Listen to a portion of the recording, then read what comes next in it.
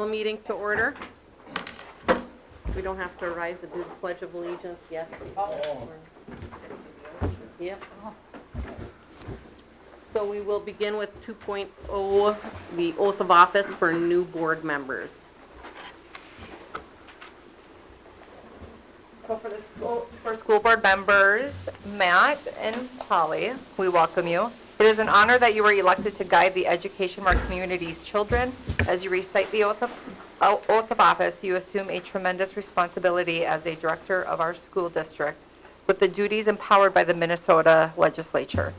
This power puts you and the other members of our school board in the position of being both morally and legally responsible for equitable, quality education of every student in the district. In carrying out this responsibility, you will be asked to fulfill the roles of vision, structure, accountability, and advocacy. In providing vision, the board, with extensive participation of the community, envisions the community's educational future and then formulates the goals, defines the outcomes, and sets the course for the public schools. To achieve the vision, the board establishes a structure and creates an environment designed to ensure all students the opportunity to attain their maximum potential through a sound organizational framework. Because as a board, we must be accountable to the community, we must ensure a continuous assessment of student achievement and all conditions affecting the education of our children.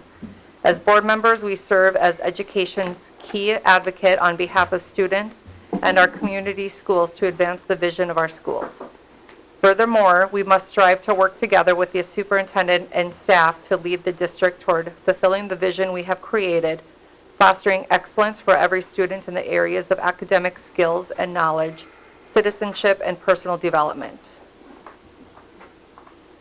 Having signed the acceptance of oath and oath of office, you would hereby publicly affirm your commitment to the oath of office. Would we have them read the bottom? I think so. Yeah, raise your right hand, and I think you have them read that. I was just going to say because it's worded in theirs. And then they sign it, and then I sign it. Okay.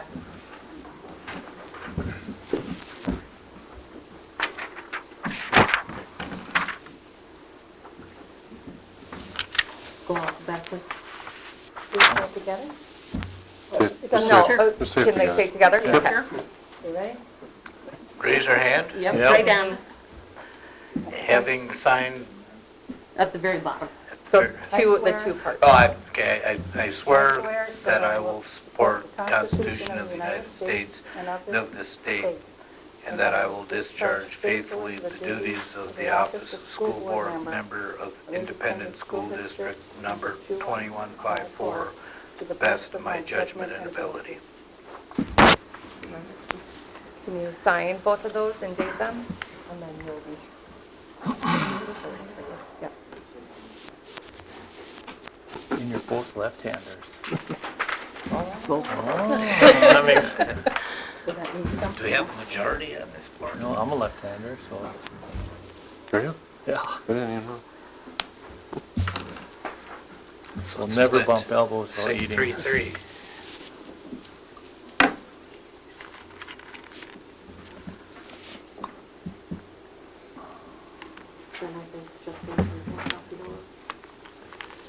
What's that?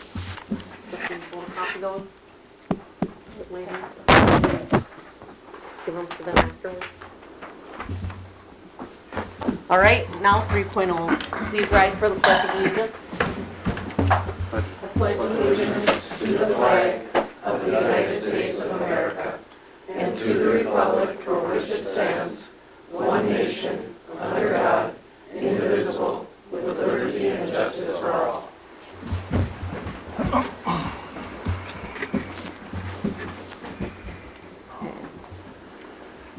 4.0, roll call. Let the roll call reflect all members are present, with the exception of Director Mulder. 5.0, election of board officers. In electing board officers, I will call 3 times for nominations for each officer position. No second is needed for nominations. After the third call for nominations for each role, nominations will be closed and we will take a roll call vote.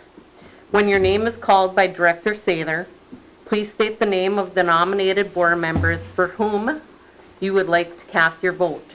You can only vote for one person per officer position. A majority of 4 is required to successfully elect a board member into an officer role. If a majority is not attainable, we will attempt 2 more times for a vote, then continue with the board agenda with the acting chair leading the meeting until we can get a majority vote at a subsequent meeting. Per Minnesota Statute 123B.14, it states we will hold our offices until a successor is selected. So with that, nominations are now in order for the office of chair. Are there any nominations? Excuse me? Yeah. Ma'am, I see the list of officers as chair, clerk, and treasurer, where it seems like in most cases there's a chair, a vice chair, a clerk, and a treasurer. I mean, is that? I'll speak to that. I guess last year, we decided to forego the vice president or the vice chair position because essentially, the only real duties that that person has is to run the meeting when the chair is absent. And in that case, the clerk is able to do that as well. So it's an option. We can add it back if people would like to do that, but that's what we did last year. I would like to see it reinstated as a position. I agree. Reinstate the co-chair. So I think we'd need a motion. I'll make a move to reinstate the vice chair position. Support. Okay. So motion by Addie to add a vice chair position, supported by Gentilini. Any further discussion? Okay, all those in favor? Aye. Opposed? Motion carries.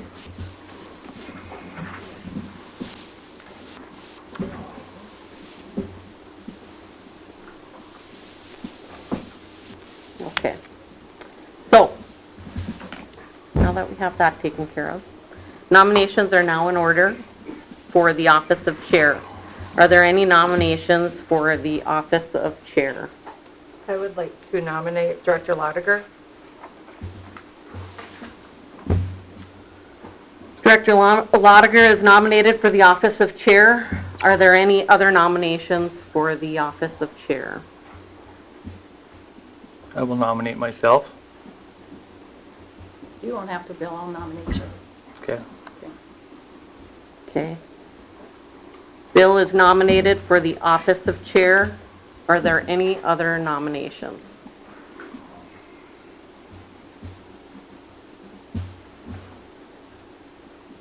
Are there any other nominations? If there are no further nominations, nominations for the office of chair are closed. We have closed nominations with Director Lotiger and Director Addy nominated for office of chair. Again, each board member is only allowed to vote for one person for the office of chair out of the nominated candidates, Director Lotiger and Director Addy. Director Sather, as acting clerk, will take a roll call vote. Please state, hold on. Please state the name of the board member with whom you would like to cast your vote for the office of board chair when she calls your name. The person with the majority of votes, which would be 4, will immediately take over the duties of chair and continue with the election of officers. Director Sather, please proceed with a roll call, And just a point of information. recording the name. I believe that the number of votes, it's not necessarily 4, that the MSP information said it's a majority of those voting, and abstentions don't count, and people There- absent don't count. Right. So there's 6 of us voting, and if there was a 3-3 vote and there's a Right, tie, tie. The 3, 2, but and 4 1 is the majority of those voting. of those voting, and there's 6 of us. So the But what majority if is somebody four. abstained, then the abstentions do not go with the majority in this situation? Correct, Okay, correct. okay. So if somebody abstains, that is correct. Okay. Director Addy, For myself. Who are we going for first? I'm going alphabetical. I see. Director Gentilini, Yes, I do. Director Lotiger, Myself. Director Mulner is absent. Director Sather is Director Lotiger. Director Schoberg, Daddy. and Director Stork. Bill Addy. So 4 votes for Addy, for Director Addy, and 2 votes for Director Lotiger. Yeah. So Director Addy is hereby nominated and elected as the office of chair. So you get to take over. So move on this way and I'll move that way. You're doing such a good job. And I have a ton to move, so be patient. Thank you, everybody. I promise that I, William Brennan Addy, will do my best for the school district as board chair. I will be one of 7 in this district. I mean, I'm one of 7. Makes me 14%, okay, of the voting here. I seek guidance from all of my members in this position. Okay? I'm not perfect by no means. Okay? Oh, you were doing so good. Good luck. Yeah. There's a lot on that agenda. Yes. I guess we're going to move on to the clerk, or no, the vice chair. The vice chair. Being that was added. Well, will do a roll call vote again with Okay. the alphabetical order. Director Addy, or I'm sorry. You gotta nominate I someone got first. I know. Yeah. Call for nomination? Got to call for nominations here. Can I get nominations for vice chair? I would like to nominate Director Lotiger. Can I get some nominations for vice chair? I will vote for Director Mulner.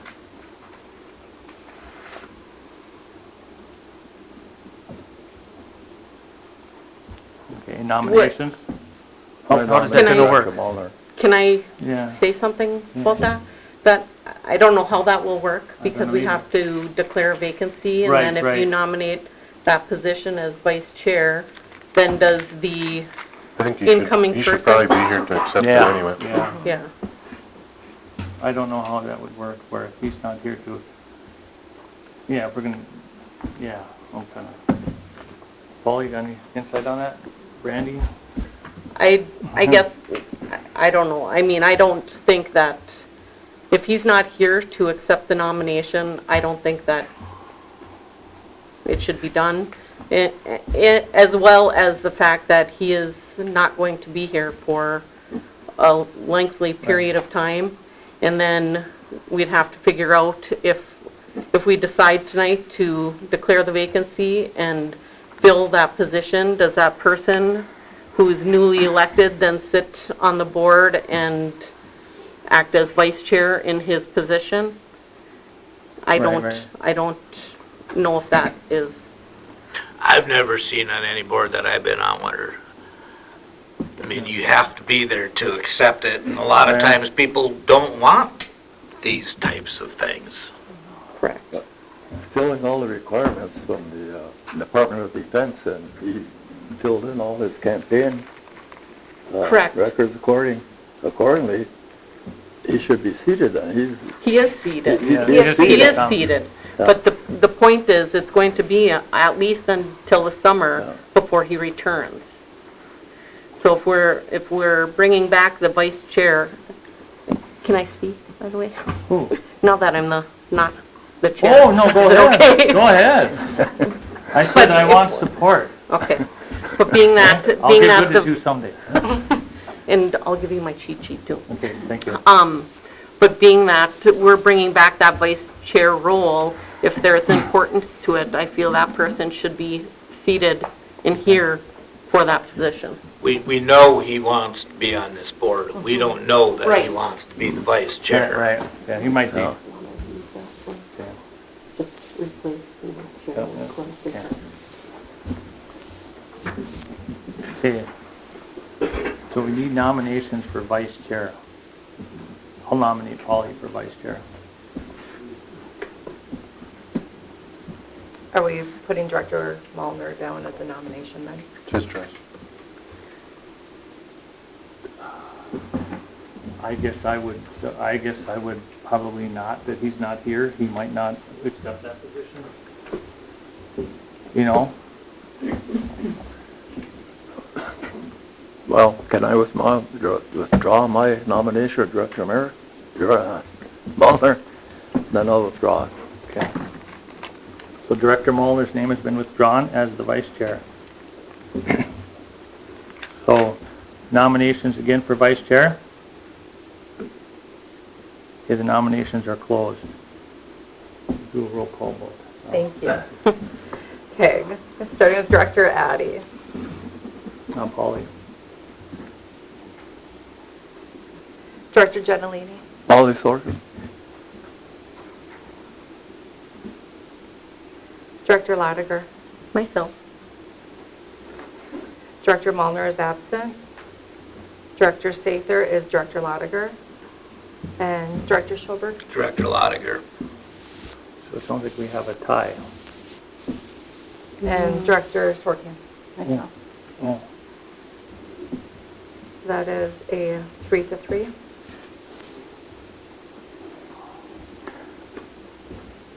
Three votes to Director Lotiger and 3 votes to Director Sorkin. so we have no vice chair at this time. So, You can what you call another do, vote if you want. Okay. So being that there was a tie for the vice chair, we will open up the nominations again to try to get that position seated. Can I get nominations for the vice chair? I would still nominate Director Lotiger. I'll nominate Polly Sorkin. Okay, so nominations.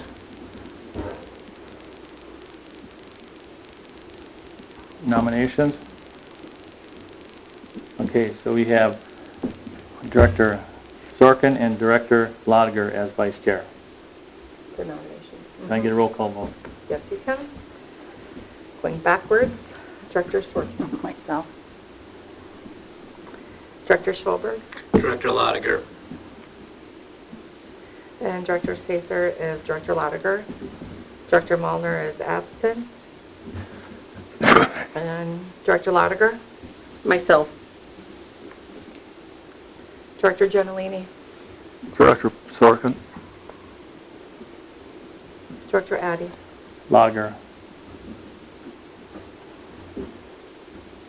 That passes 4-2 with Director Lotiger as vice chair. Thank you. Okay, now we'll open up the nominations for clerk. Can I get nominations for clerk? I will nominate Kelly Sather. Can I get nominations for clerk?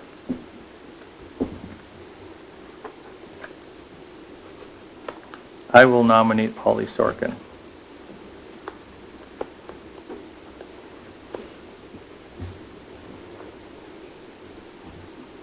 Nominations for clerk. Okay, the nominations are closed for clerk. Can I get a roll call vote, please? Yes. Okay, we'll start with Director Mulliner, who is absent. Director Sather is myself. Director Schoberg. Director Sather. Director Sorkin. Myself. Director Addy. Sorkin. And Director Gentilini. Sorkin? And Director Lotiger. Director Sather. That is three votes for each Director Sather and 3 votes for Director Sorkin. So we have a tie, 3-3 again.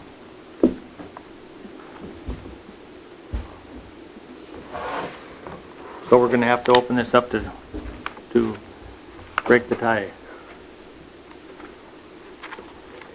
Can I get nominations? You could go on to the other officers. I mean, Okay. that's been a recommendation Okay, to right. come back. Recommendation of MSBA is for us to take a second vote. And Right away? Right away, and if if it's still a deadlock, then continue on with the meeting Okay. and All vote right. at by the end of the meeting. Okay, all right, so we'll move on to, we'll go on to the treasurer, okay? Or do you want to do another vote for clerk? Or how would this board like to proceed? I would like to proceed with a second vote Okay. right away, and if it's still a deadlock, then Okay. we'll vote later for the office of clerk. Okay, can I get the nominations for clerk, please? I will nominate Director Sather for the office of clerk. Can I get nominations again for clerk? I'll nominate Director Schoberg. Thank you, but I got too much to learn to take something else on other than the standard business right now, but I do appreciate that. Casey declined, and I would nominate Director Gentilini. Okay. Can I get nominations for clerk?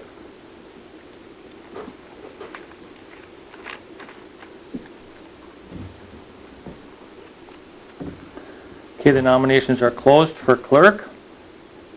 Can I get a roll call vote, please? Yes, and that would be for Director Sather or Director Gentilini, with Director Schulberg declining. Yes. Director Addy,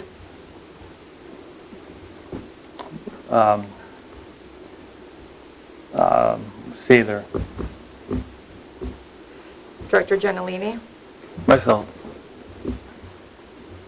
Director Lotiger, Director Sather. Director Mulliner is absent. Director Sather is myself. Director Schulberg, Director Sather. and Director Swarthy. Gentilini. So that is 4 votes to 2 for Director Sather for clerk.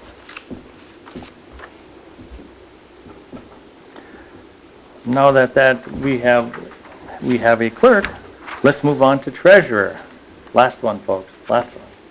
I think you have to announce that Yeah. the clerk, The clerk, that Director Sather Director Sather is received the now, nominations. yeah, with has majority of the nominations. held her seat and, yeah, majority of the votes for treasurer, or for clerk. Can I get nominations for treasurer, please? I'll nominate Director Gentilini. Can I get nominations for treasurer? I will attempt to again nominate Director Schulberg. But thanks again, I really appreciate it, but I got a lot of learning to do here on the job. So you graciously decline. Yes, Okay. thank you. Can I get nominations for treasurer, please? I would like to nominate Director Swarthy. I decline. Respectfully decline. Thanks. So can I get a roll call vote, please? Even though there's only one person You on just it. declare. Yeah, yes. you don't You need just to. Declare yeah. Tom the treasurer. Congratulations, Tom, you won unanimously.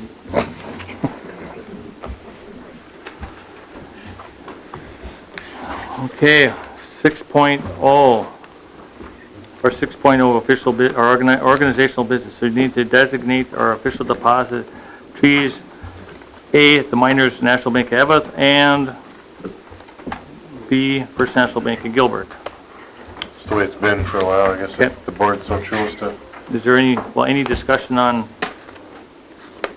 what would be any discussion on that? I'll move that we designate the Miners Bank of Evelyn and the First National Bank of Gilbert as our official depositories. I'll second. All in favor?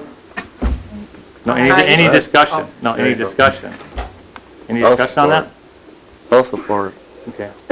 Any discussion? All in favor? Aye. Motion carries unanimously. Designate the official newspaper. Mr. Chair, we've gone both ways since I've been here. We've had the Hometown Focus, we've had the Mesabi Daily News. You can see there is a price difference. However, you should be advised that the price per inch is different. The per inch is different in each newspaper. So they are actually rather comparable in terms of size. The one thing that we have found is that with the Mesabi Daily News being a daily, it's a little easier to get stuff in. So, but the board can choose who they want. Well, what I'd like to see on this Mesabi Daily News, I mean, we pay for this service, or we use their services, and us as board directors, if we don't get the newspaper, we have no access. Like if you can go on, like to the Facebook page, we can't gain access to that. And I would like to see something where we could gain access to the newspaper for board business. Because you all right, Leon?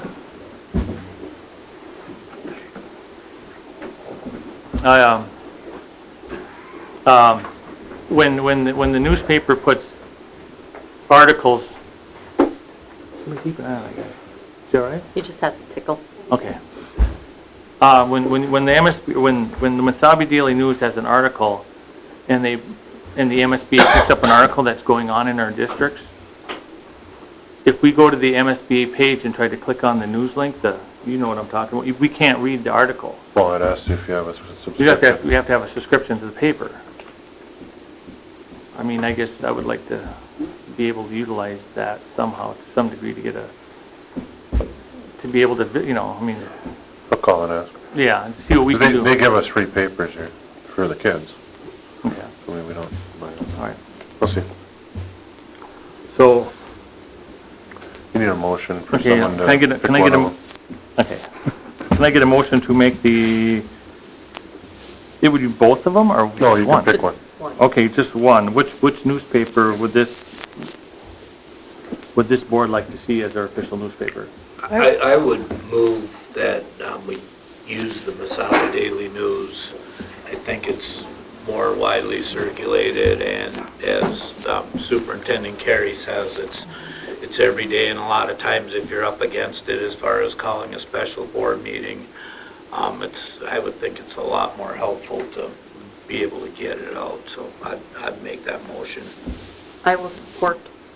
Okay, so we have a motion by Director Schoberg and supported by Director Lotiger to make Mesabi Daily News our official newspaper. Is there any discussion? Can we also use at certain times the Hometown Focus also? We do that. Yeah, for ads and... For ads and We still do things. ads in there. There again, that paper can be picked up at different locations, like. This is just to designate our legal, Yeah. this is where we have to publish our legal stuff. Do we know what the circulations of both papers are? Is one larger than the other? I think the Hometown Focus is larger, And but it's they're free. And it's free. They're So free, yeah. do you think that people would more apt to get the information from the Hometown Focus, and it is cheaper per column inch? Even though it's, go ahead. Isn't it monthly? No, it's weekly. It's weekly, yeah. Didn't we last year do both? Yeah, we did, I think. No, Not for the official. not for the official, for the legal notices. I mean, yes, we use both. I mean, we put ads in both of them. I think for the legal, for the minutes and all that stuff, it should be in the Mesabi Daily News. At I least agree. We make an attempt to have it delivered versus somebody picking it up. But if it was for, like, running an ad in the paper or running, I mean, can you put the minutes in both of the papers at all, by any chance? Or, If you want to twice. pay for it, but well, Well, again, I think just so. think Hometown Focus has wider coverage. It comes out weekly. I don't think we would have a problem planning ahead for we've used it anything. before. Yeah, we've used them before, and you have, a board has 30 days, or maybe even 60 days to get their minutes in to their legal newspaper, so there's no problem with it being weekly versus a daily. to be honest with you, I don't think I've ever read Mesabi Daily News or read the minutes of any of our meetings. I don't think, what day are they printed? What day are the minutes, I mean, is it on a Sunday paper? or It is can be like any I think day. it's random. It can be any day. Our designated paper, though, is also where we put out the notice for our meetings. Is that correct? No, we advertise in both. Yeah. In both, we do that. This is, you're just designating where the legal publications are. Where your minutes Okay, go. because that would be And my they go- biggest concern is for the meetings, as you had mentioned, for special board meetings or things like that. So if we advertise in both anyways for that. And then I understand that price per column inch also depends upon the width of the column and the size of the font. So- Right, I think. So even, I mean, Hometown Focus is $130, it's cheaper than $149 for Mesabi Daily News. So it might even be even more economical, but I just don't know the They're answer. actually kind of similar Yeah. because there's a little larger font in the Hometown Focus, but Yeah, so, like I said, doesn't matter to me. You guys decide. So, I know we could split that the legal ones be in one newspaper and everything else be in another. I know other districts have done that, but because the display ads are quite a bit cheaper at Hometown Focus, They are. almost half as much, so. Could we take that as a separate motion about all other than legal notices? Because I might vote against one but for the other, and others might too. So I'm asking to take, yeah. There's a current motion on the table. for the Mesabi Daily News, so you would have For your to- legals? Yep, Okay, that's fine. So there's a who- current motion and a second. So, all those in favor? Yeah. Okay, so we're going to vote on the official newspaper, that's the Mesabi Daily News. That's the But- current The motion. current motion. Ask if there's any further discussion, Any then further, then any call for a further, vote. so. okay, any further discussion on this? No, not on this motion, no. Okay. All in favor of making the Mesabi Daily News our official newspaper for The legals? just our legals? All in favor? Aye. Opposed? No. Motion carries. Then I will make a motion that we use the Hometown Focus for all other display ads and for all other than our legal notices. I'll second that. Any discussion? Is that typically on a case-by-case basis, or? Yeah, it depends on what it is. I mean, if we're looking for playground aids or something, I mean, we typically put it in both. If we're looking for teachers, we don't do either. We put it in the statewide one. I guess It if I, it really depends on what it is. I mean, I guess if I was looking for a job, I'd be looking in the Mesabi Daily News more than I would the Hometown Focus. That's just me. Is that considered a legal ad, though? That would be illegal versus a Right. display ad. Is it? Well, this one says display ads and other advertising, so would that be a legal notice to solicit job applicants? We haven't really viewed it that way, have we? Sorry, legal notice is the job. No. No, that's just casual? Okay. Can I get any more discussion on this motion for utilizing the Hometown Focus for all other? Can I just get one point of clarification on that? So if you do vote for this, which is fine, does that mean that we don't do any display ads in the other one? I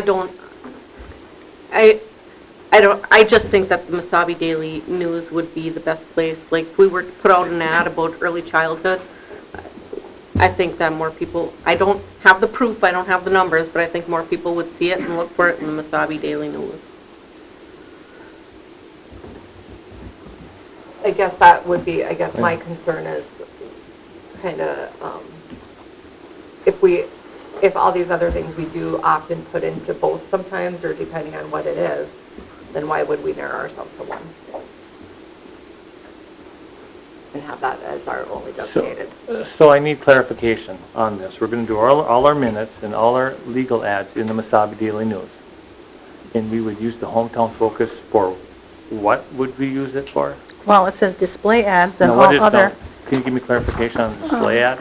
We sometimes will put in, like, Because if like legal starting in the notice, spring, we'll put in ads for kindergarten registration, early childhood registration, stuff like that. I think that's there's probably a market there for people to see that. I would have no, if it was like for, early childhood, kindergarten roundup or something like that, I would agree with that. A lot of people, I do believe, would pick up that paper and possibly, it would be something that would generate business for our district per se, which would be means of Through the enrollment. hometown focus is what you're Yes. saying, or Mesabi Daily News? Both. All other would be, you would use the hometown focus for like kindergarten roundup and what else? Jeff? In addition to the Mesabi Yes. Daily News? Yes. So right now, Well, the then you'd be motion on paying the table. twice. You'd be paying twice, Yeah. That wouldn't make sense to pay twice, and then the Saba Daily News is $10, and it's just over $5 for the hometown focus. I was just, I mean, this is great discussion. yeah, I understand. making the point that it's half the price, and they're a free paper, and I'm going to wager to guess that their circulation is much larger. I don't get the Mesabi Daily News, and I can pick up Hometown Focus anytime. So let's just, if there's no more discussion, let's just vote on it. I think it's a market-driven thing, and that's why one's about half what the other is, because it's a market deal.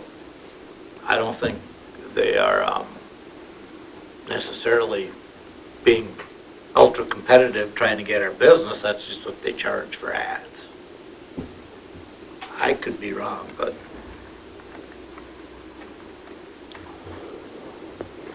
So the motion on the table was to use the hometown focus for all other. Is there any more discussion on that? Or if you wanted to put really get something across, you could put it in both papers, couldn't we? That's what she's trying If to you're Yeah, allowed that's to what on a we're paper. saying. Yeah. To be honest with you, in the world of, marketing, it should be, when we do this, our legal notices will stay over here at the Mesabi Daily News. They're our official newspaper for all the legal stuff. And I believe that all other, we should be utilizing both papers. If you're going to advertise for a job, it'll be in the Mesabi Daily News. But if you're going to do like all other things, such as even community ed, if you had to throw it in the hometown focus, I would probably utilize that paper, being it's free. We don't know, people get papers to their door. You know what I'm saying? But if you would use them I would suggest we use them as we see fit basis. You know what I'm saying? If we want to put an ad in that paper, we just go put an ad in that paper as we see fit. Okay? And the Mesabi Daily News as well. You're going to touch two markets. There's going to be the people that buy the newspaper, and there's going to be the people that don't buy the newspaper. There's going to be the people that pick up the free paper. There's the people that don't even know what the hometown focus is. So may I make a suggestion? There's a motion on the table right now for utilizing hometown focus Yeah, let's vote. strictly for the display ads, etc. Yep. Let's take a vote on it, Yep. and if people vote for it, then they vote for it. If they vote no, then maybe somebody would make a motion to utilize both papers. Okay, all in favor of using the hometown focus for all other? Is there support on that? There was, Bill. I believe, Bill supported. Bill I supported it. Bill supported, and the motion was made by I did, Polly. yeah. Okay. Okay, all in favor? No, Aye. Opposed? no. Okay, 3-3. 3-3. So motion has failed. Is that right?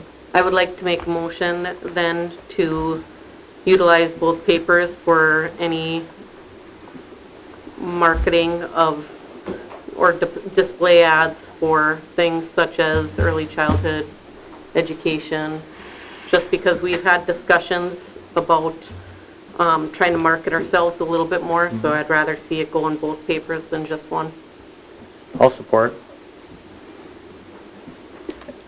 Discussion? Any discussion? I just have a clarification, Brandy. Does that mean then that all of the other would go in both, or just some other would go to Mesabi and some other would go to Hometown Focus? Well, legals would be... No, not the legals. Would go to Mesabi. No, I'm talking about all other display ads and others.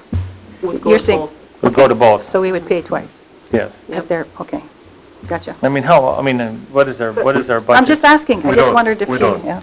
spend we're a not- lot on the paper Yeah. anymore. Okay, I mean, So we would advertise in both. okay. Okay. All those in favor? Aye. Opposed? Motion carries. We are, 6.3, authorize reopening of petty cash funds. Jeff?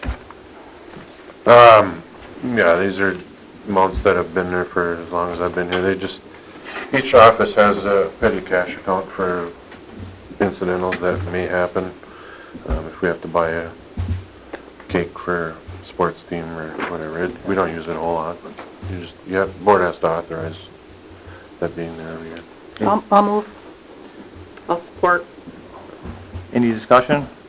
Or support by, or motion by Sorkin, support by Lotiger. Any discussion? All in favor? Aye. Opposed? Motion carries. 6.4, authorize reestablishment of interest funds and signatories. Mr. Chair, this one I did change a little bit this year. Previously it was 10,000. What this is the district's credit card. And the reason that I'm asking to increase it is because we're buying more things online now than we ever have. We do lots of like Amazon type purchases, and at the 10,000, particularly at the beginning of the school year, that becomes a problem because we can only buy 10,000 stuff, then we have to have a board meeting, then we can buy another 10,000. So,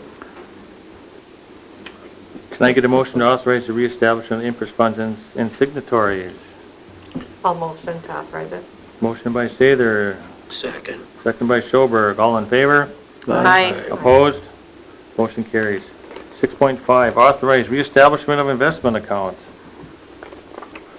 this is just our scholarships that we have. We don't invest in anything else. We'll make a motion to authorize the reestablishment of the investment account. Motion by Sather. Can I get a second? I'll support. Support by Lotiger. Any discussion? All in favor? Aye. Opposed? Motion carries.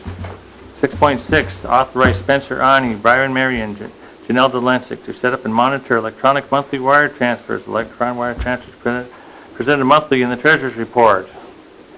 So moved. Can I get a second? Support. Motion by Sorkin, support by Sather. Any discussion?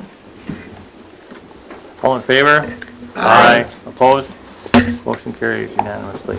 6.7, authorize mileage reimbursement rates to coincide with federal at 58 cents per mile. I'll move. I'll support. Moved by Sather, second by Lotiger. Any discussion? Jeff, is 58 what it's going to stay at this year, or is that the current It's rate? for the year, yeah. Okay, okay. So when you guys go down to the MSBA, make sure you guys get your, if you go down to the, whoever goes down there, make sure you get your mileage or whatever from Jeff, or from Justine. Any discussion? All in favor? Aye. Opposed? Motion carries. 6.8, set board salaries at currently $200 a month. I believe we had a handout at the table. Jeff, do you want to? It was requested that I do a little survey of area schools to see what they're getting. You can see there's that sheet that was handed out. There are some variations. The parent salary of $200 a month was set, as near as we can tell, about 20, 30 years ago. So, it's up to you guys. We're currently at $200 a month per meeting. No, per No. month. I mean, per month. Is there any other districts that go per meeting? Yeah, there's a couple on it. There's some that, they have their Oh, monthly 54. base, and then it goes above Okay. their monthly base. Does anybody on this board feel that should be either raised, lowered, or come in line with other districts? I see no problem with the way it is, personally. So, I did ask Superintendent Carey to, where others were fairly close. But we are the lowest. Yes. I mean, with the exception for Ely, but they have a 54. a meeting stipend for committees. Yeah, they also have insurance too. Mhm. And that's, So I mean, we are the lowest Yeah. out of these. Yeah. All the insurance that you see on there is life insurance. yeah. Well, I'll move I it mean- to remain the same. I mean, is there any more? Is anybody, any discussion on the dollar amount? I guess my only thing would be that meeting, the per meeting.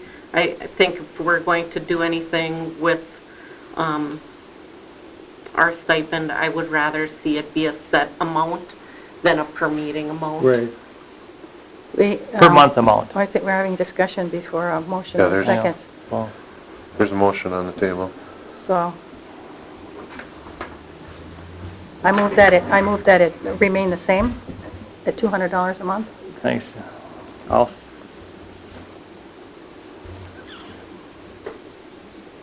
I'll second it. Any discussion? Now it's time to speak. Well, and it's tough. It's tough to try to vote on your own salary when you also recognize everything else on what's going on. You know, the last month was probably the easiest month that I've had since being on this board for the 2 years, just because it was through the holidays and schools closed and we didn't have meetings. Or else we're pushing easily two meetings a month regularly that oftentimes are a few hours between the two meetings. And then if we're doing committee meetings, we've had a lot of special meetings. I spend a lot of time here. Yeah, I mean, sometimes weekly. I spent 8 hours in this So- room. No, 6 hours. No, 8 hours in this room, didn't I? Was it 3 weeks ago? So I just think, to look at something and not have any movement for the last 20 to 25 years. I also believe that for Virginia, on committee meetings, I think that's negotiations. Negotiations, I should have clarified that. And 45 for 5 hours. After 5 hours, they get $75. Yep. They got cut off there. Okay. What she's talking about, my spreadsheet got cut off on Virginia's. They get $45 for up to 5 hours of negotiations. And after that, it's 75. Some offer insurance, a couple of them offer insurance, and 3 school districts in the area offer a higher stipend as well for the board chair, which does involve a lot of work, a lot of phone calls, a lot of communication. I'll amend my motion to increase it to $250 like Mountain Iron Buell and Mesabi East, but then they have insurance. So would you accept the amendment to $250? Absolutely, Okay. absolutely. So we got an amendment, or we got a motion on the table. Amend the motion, but we got a discussion, and you're going to make a motion, or make a motion to increase it to $250 Yeah, from my original motion of $200. a month. Any discussion on raising it to $250 a month per? You supported Polly's Yeah. amended Yes, motion? You No get further it? discussion? No further discussion, all in favor? Aye. Opposed? Motion carries. 6.9, designate school attorney, currently discretionary for the chair and the superintendent. Myself, my opinion is I would like to see this position for legal counsel to be put out on RFP. Is that a motion? That's a motion. Okay. I would like to see that. I'll support that. You know, And are you saying like have... Well, have a law vote on firms, bid. Yep. Well, no, apply? Yep. Or Yes. just bid the price, or just... Just bid the price and, yes. Oh. So you want, well, I'll let you go through. I mean, just to go out on RFP, I mean, I would just like to see, I mean, I guess, in me being on the board, no offense taken, I just think we had some legal counsel that wasn't, I think that what had happened in the past 2 years I've been on the board, and Director Lotiger actually reaching out to a very, very, very professional law firm who's only $5 an hour more than what we're paying. And she was very, very, very professional in her Are you opinion. opening it for discussion? We have a motion Yes. and a second, yeah. We got a motion Okay. second, yeah. Okay. So for So, discussion. excuse me for a second. So, I would be okay with that, Mhm. you know, taking bids or whatever you would like to do, but I would like to also throw in there that,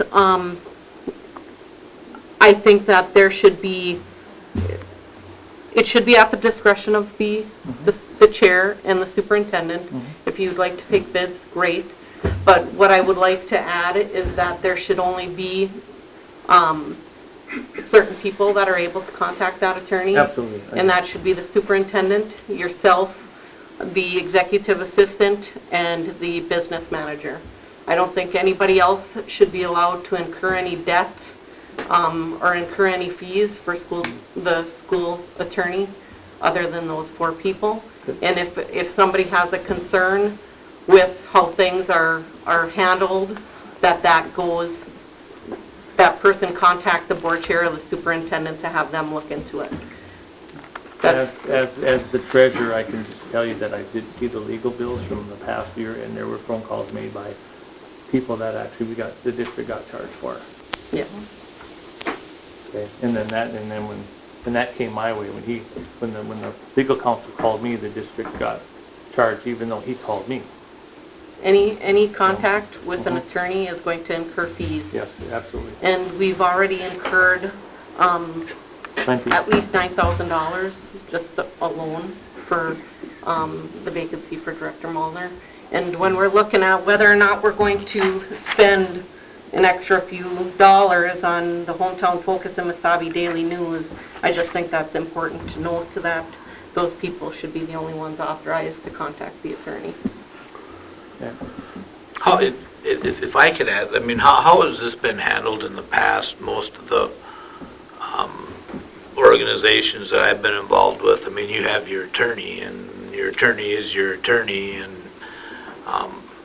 sometimes they go through a process and they pick their attorney. Other times, someone says, this is who your attorney will be. But I mean, how has this... I could tell you while I was the board chair, it was up to the discretion of the superintendent and the board chair who they utilized. We had utilized a specific attorney or specific law firm for many years, from what I understand. And just recently, we started utilizing another attorney from the cities that has experience as well in school district matters. So I'm not sure, I can't speak to what other boards do and how they handle it, but that's how we've handled it as long as I've been on the board for the last 2 years. This board has in the past gone out and solicited interested firms and parties, and they've come to board meetings and made presentations. So it's not that it's foreign to us. We've done it that way before. And my only reason for supporting a different way would be that it's let competition, let people, entities, I mean, even for going out for products and other services. I just think that's the best way to go, like we did for the last service of the RFPs for the Construction management. yeah, the construction management. So to me, it's being consistent and all in the same. There are law firms out there. There are local ones. There are ones specializing in this. I think we should just give anybody who's interested a chance, and that'd be a board decision. And yes, after that's picked, I think then the discretion of the people you mentioned, and you mentioned 2 others, which we haven't really given authority to before, and I would concur with that yes, those others should have the authority to seek legal advice too. But probably in conjunction with talking with the board chair and the superintendent. And so I just think it should go out for a competitive, let's see who's interested. And it's important that that person, and if the whole board is involved in those interviews or however that ends up working out, I think it's important that the attorney has experience working with school district issues big issues, you know, as well. I think that's important.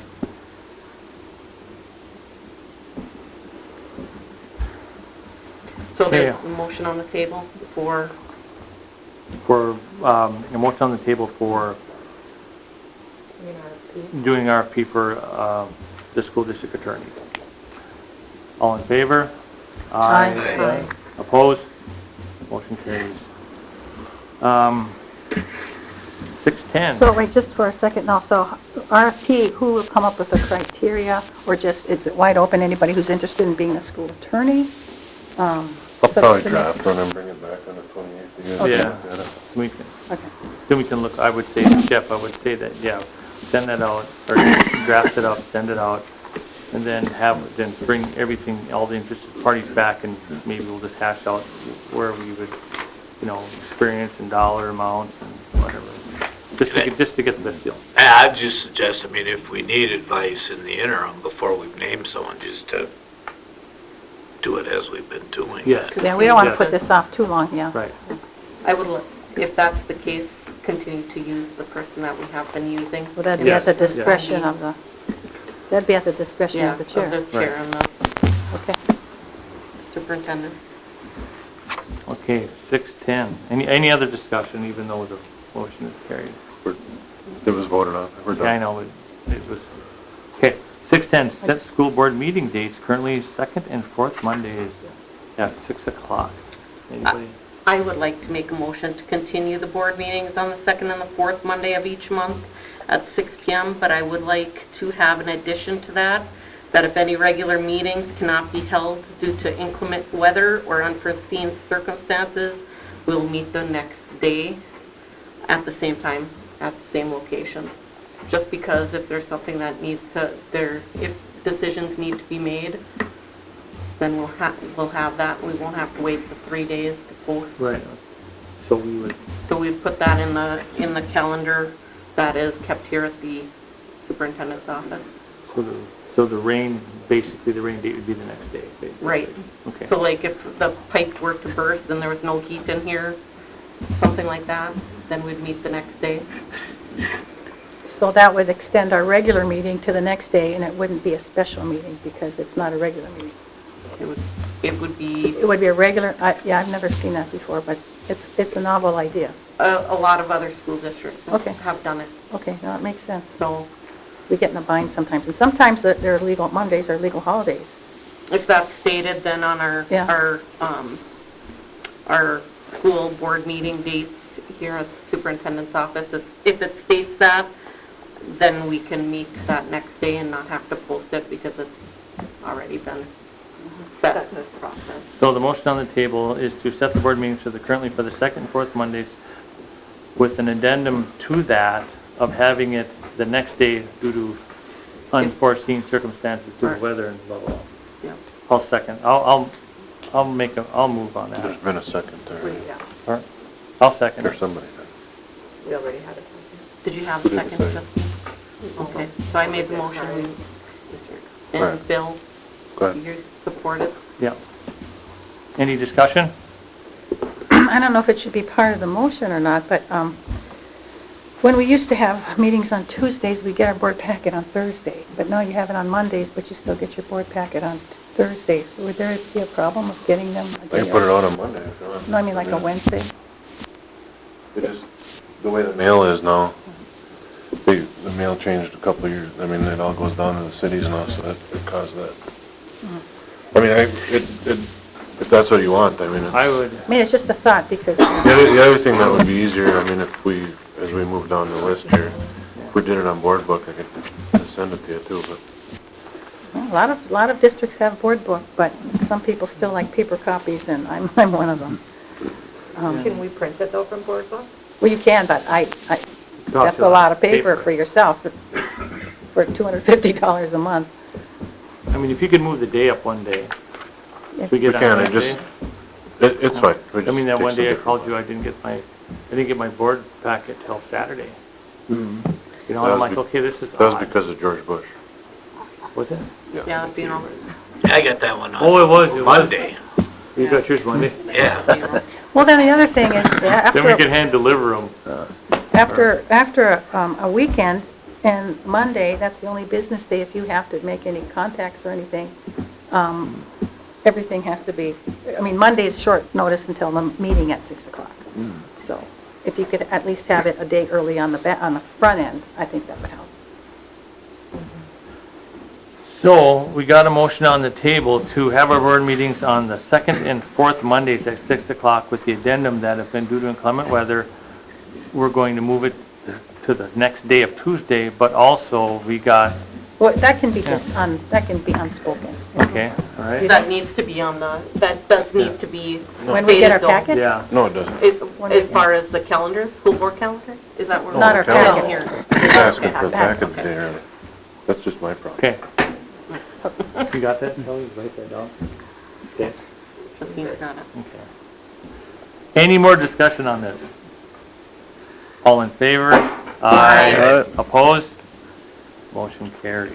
Mr. Chair, can we take a little break here from this? I do have schools perceptions scheduled for 7 o'clock Okay. for the survey thing.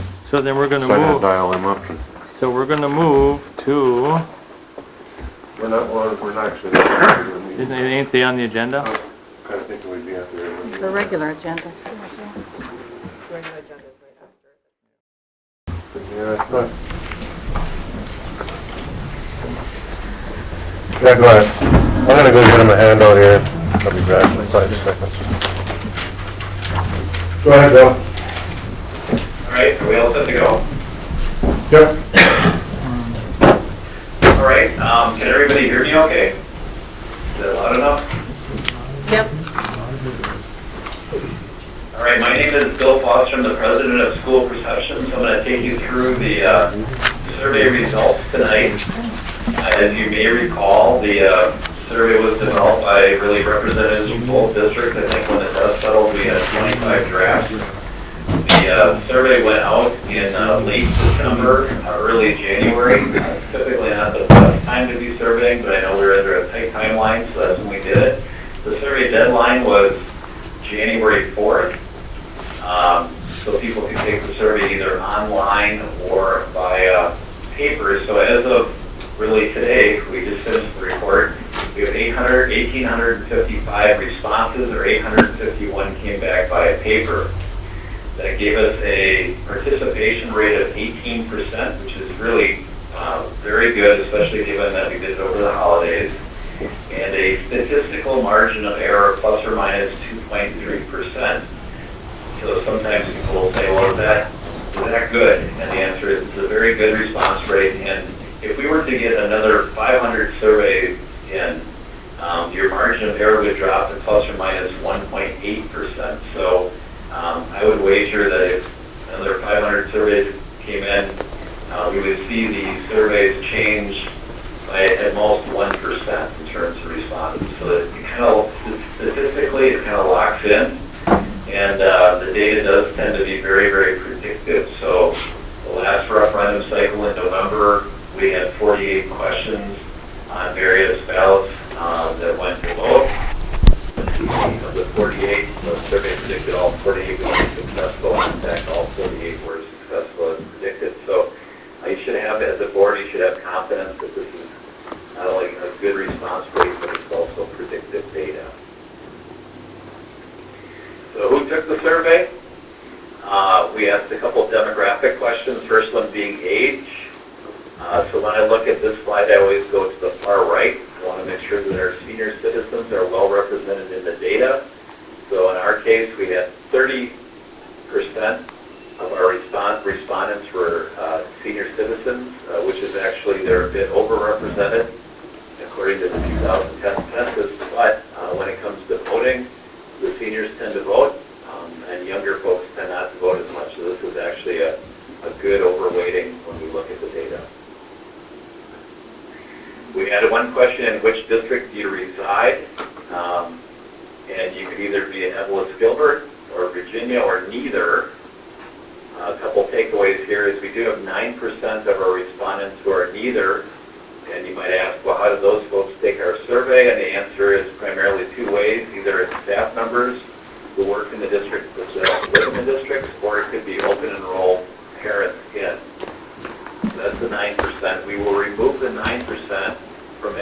funding support question. So you have to limit one to two districts in order to vote. So we're gonna break it out into those two groups. I guess the other takeaway is the Evelyn-Gilbert residents were a little bit higher response rate than Virginia. So way to go. That's a great turnout for your district. We had one question: in which municipality do you reside? And we took all the municipalities in both districts, quite a few townships and organized territories and cities and whatnot. And we had representation from really everyone.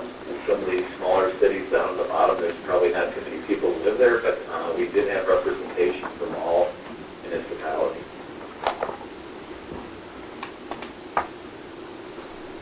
We had of our sample, 14% of our sample were staff members, or 253 folks who took the survey work in either one of the two districts. And 44% of the sample have kids attending one of the districts, or 789 parents took the survey. So again, great response from both staff as well as parents. And we had a couple questions on communication. The first one being, how would you like to receive information regarding the district facility plan? In this case, what we did was we removed staff completely. So we've got our own ways to communicate internally to staff, so we didn't think we needed to get staff's input here as much. But we did think it made sense to break it out by non-parents and parents. Non-parents are red. So their number one are mailings. Number one mode of communication is mailings. But over half of our non-parents do read the Mesabi Daily News. So at 55%, 44% are getting the hometown focus. And then it drops down after that to the websites and social media and the like. For parents, number one is mailings as well, but they do like an electronic newsletter, and 36% are interested in social media, so that being Facebook or maybe Twitter or something like that. 5% will go to the website to get information. Less than a third of our parents, they probably tend to be a little younger, are reading the Mesabi Daily News. The other question we had as it relates to communication was pretty specific to this project. And we asked, how aware are you of the facility planning discussions taking place between the two districts? And here you can see it's the residents only.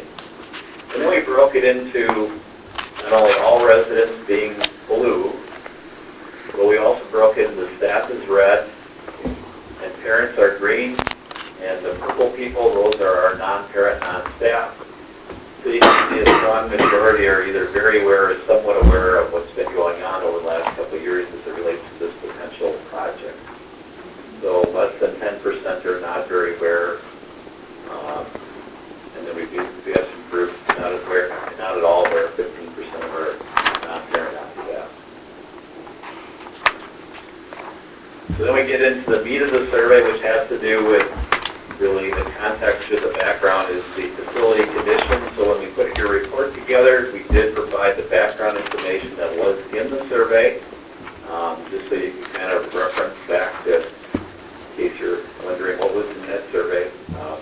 And then there were really two options that were developed for feedback. The first being option one, which is the idea that the districts could work together to form a formal partnership, and that would then be able to leverage the IRRB funding. The other option is kind of the status quo option, keep things as they are with two independent school districts. So that we tested both. And again, the same breakout, we've got all residents being blue, staff is red, parents are green, and non-parent, non-staff are purple.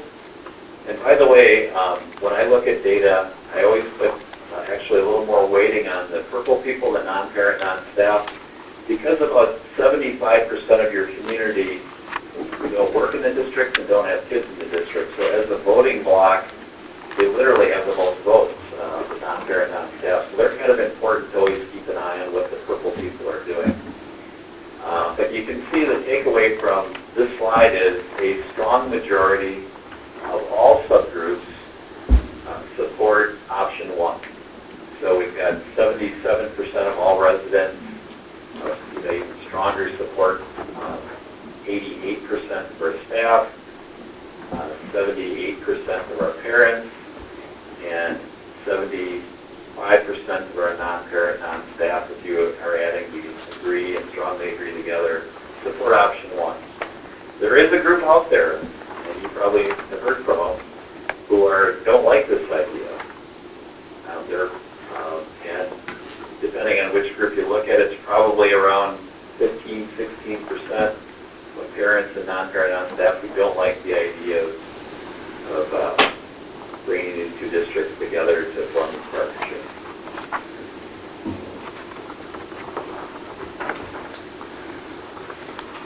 All right, then we go to option 2, and as you might imagine, option 2 is just really the flip side of option 1. Here, the majority flipped to disagreeing is in terms of supporting option 2, and it's pretty much exactly what you would imagine. There is a little bit more of our purple people that are not sure, need more information, but you can clearly see the trend is people are supportive of option 1 over option 2. If we were to pursue option 1, there are a couple different ways to form that in terms of partnership or consolidation. There were 3 options that were tested in the survey. The first one is to form a formal partnership under a legal agreement to maintain some of the district's independent, but they would agree to cooperate. The other option would be to form this partnership but move towards consolidation over the next 2 to 5 years. The third option would be just let's consolidate now, let's get going. So we tested all 3 options, and you can see it's not a majority, but more folks than any other choice saying, well, let's move towards consolidate, but if we don't do that, the second highest rated one was to plan to consolidate. We do have between 20 and 27%, depending on the subgroup you look at, who want to form a formal partnership, and then you really have the same group that does support us working together.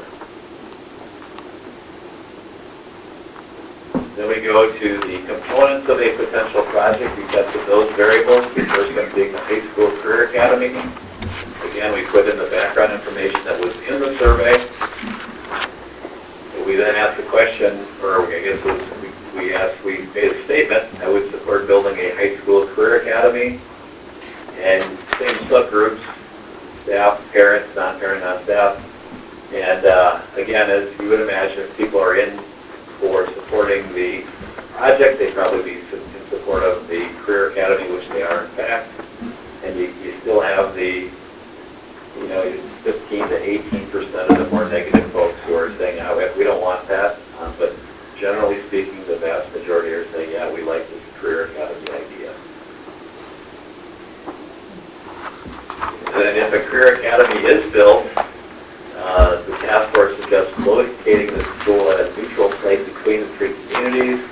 So we kind of tested that as a separate variable, and in fact, folks like that idea. They think that that would be good to try to figure out a way to find a site that would be in between the 3 communities to build this career academy.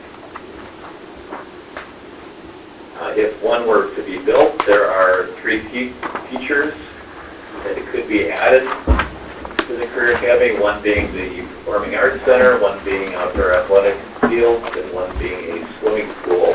All those do have a cost. And we tested each one separately, same format where we broke it out by the subgroups, and you can see, generally speaking, there's support, more support than not, for the Performing Arts Center.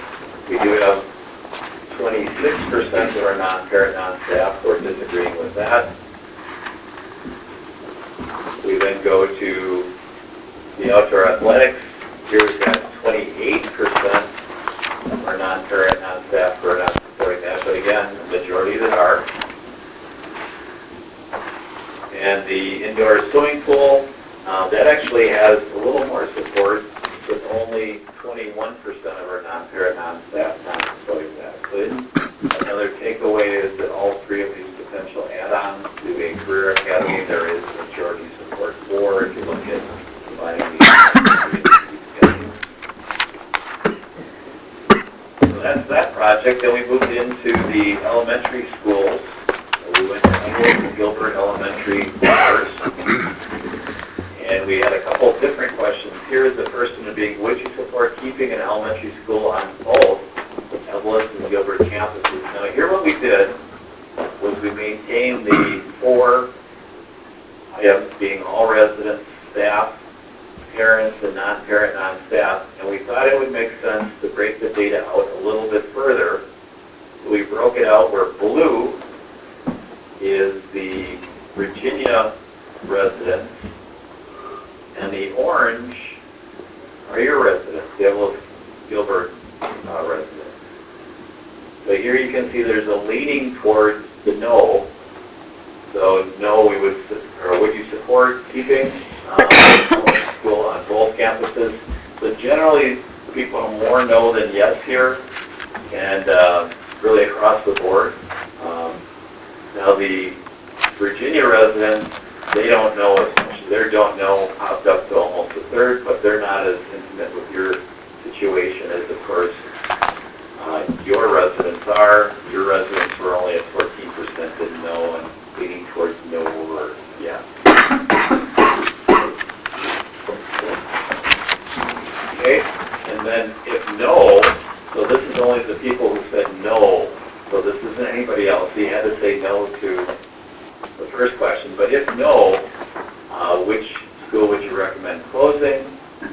And here you can see the Nell Sheen Elementary and more support for closing than the Franklin Elementary School. It's pretty much pretty consistent, from all subgroups. And then we go to Franklin, and we're going to look at making an investment in Franklin. We explained some of the projects that would be needed. We then asked the question, would you support updating Franklin Elementary School? And you can see really across the board, again, all subgroups are either strongly agreeing or agreeing to making that investment.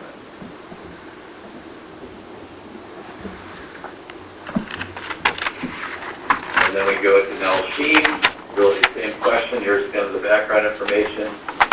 And as you might expect, there's less support where this investment, now this is not really clear data, but you can see a little more in the disagree to strongly disagree than on the strongly agree to agree side. So this is an example of probably a little bit more leaning over here. So then we go to the Virginia Elementary School update.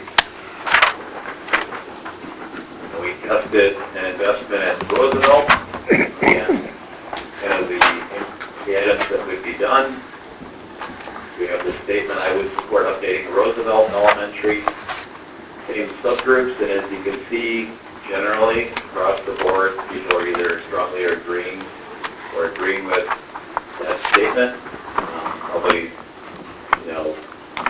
probably 6-to-1 support for making that happen overnight.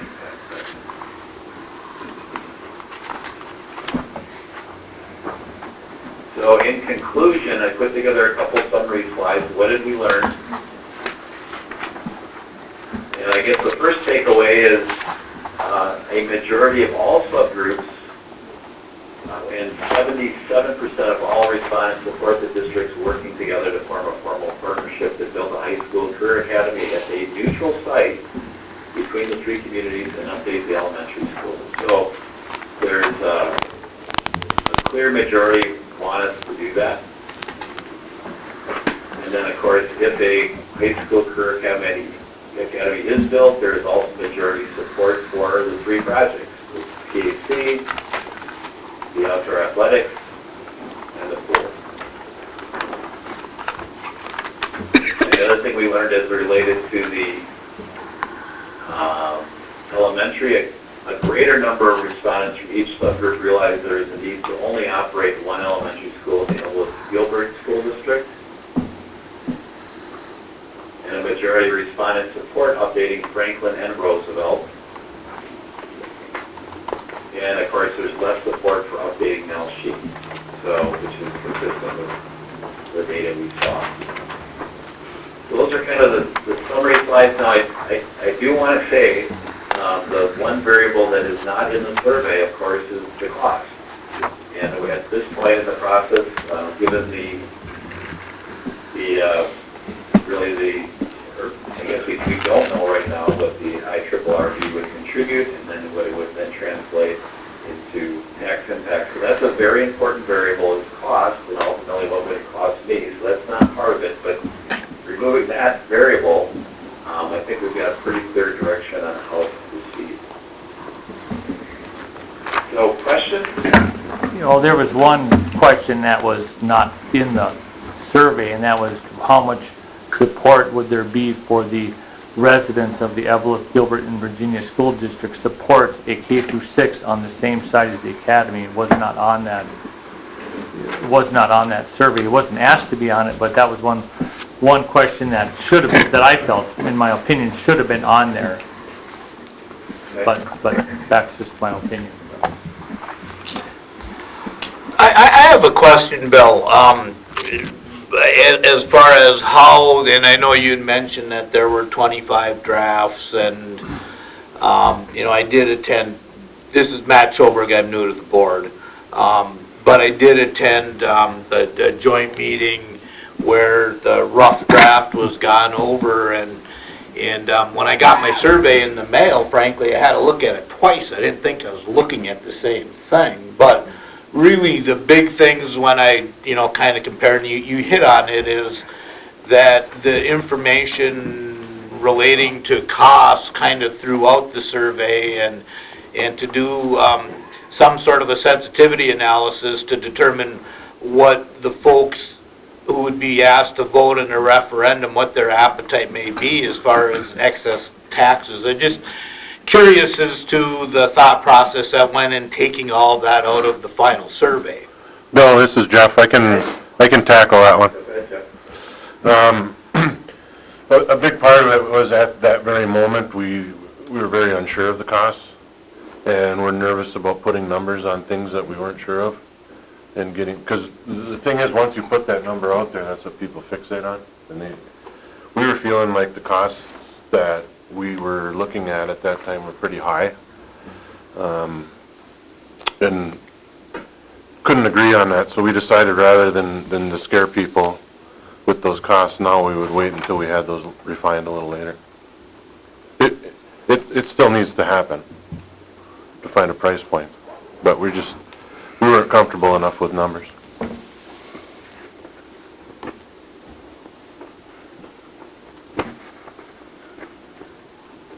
Any other questions for Bill before he hangs? Of all the, Tom Giannini, the director at the Evelyn Gilbert School District, of all the registered voters in the county, we only sent out 1,800 surveys, and No, we received 1,800 back. We sent out probably, I don't have the exact number, but it was probably 8,000 or 9,000, I think, surveys. excuse me, some of the way the surveys went out, they went to a box holder. And one of my concerns is too, that you can be a transit that's up in this area that has a post office box, and he receives a copy of the survey, and he fills it out, and a month later or 2 weeks later, he's gone. But he's putting input into this whole thing, and actually not being a resident of the community for 1 or 2 years or whatever. Well, there is a question on the survey if they are a resident. So if they're not a resident of the district, and they did take the survey, their responses would have been removed. Oh, okay. Any other questions for Bill? Yeah, Bill, this is Polly Sorkin. I'm a new member on the board too. I noticed that you disaggregated in some of your charts the responses from the Virginia, Evelyn, and Gilbert communities, and other ones you did not disaggregate it. Like the previous ones, I can't, just in general. When you started to disaggregate, before that you didn't. Is there a reason? Yeah, the reason was some of these decisions, you kind of have to be all in or not all in. You know, for instance, I didn't think it made sense in terms of like the level of information that you have. If there's more information at Evelyn Gilbert than at Virginia, something like that, we can do that. I didn't think that was as important or as even as it relates to the building of the Career Academy, because there was pretty clear direction.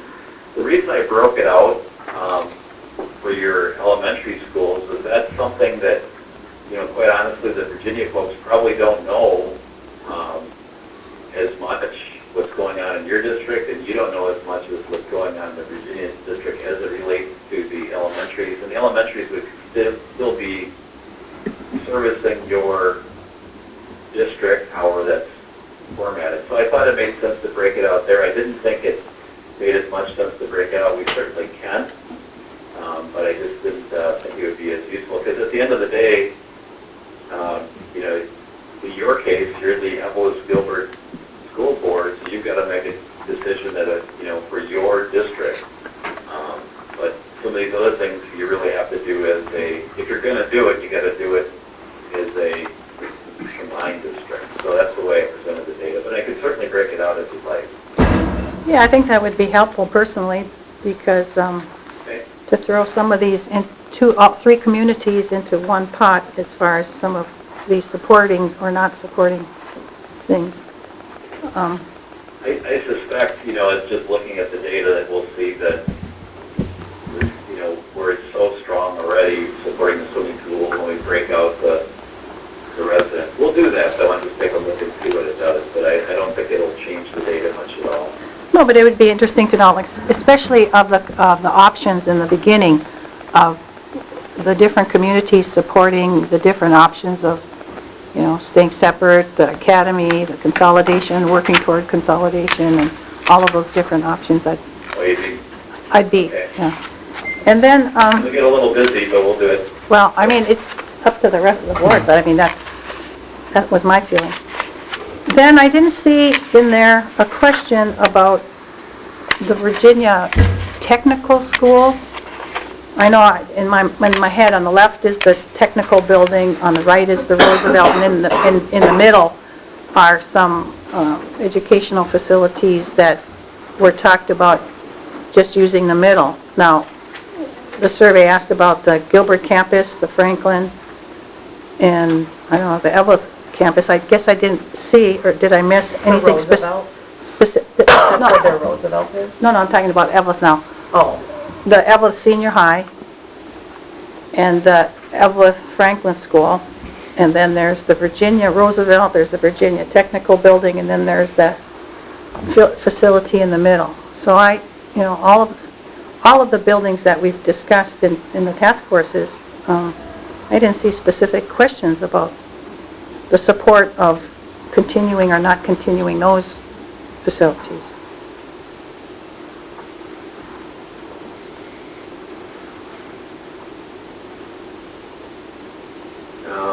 I don't know, Chuck, can you answer that? I'm not clear on what you're asking. I know what she's asking. Okay. So, basically, this is based off what the committees recommended in the end, and the committees did not recommend using the technical building, and they didn't recommend using the high school here, so that's why that wasn't put on there. I mean, yeah, Right around there. I would have liked to see some numbers on there, you know, I mean, not that it would change the outcome, but I just would have liked to see a little bit more thorough, a little bit more.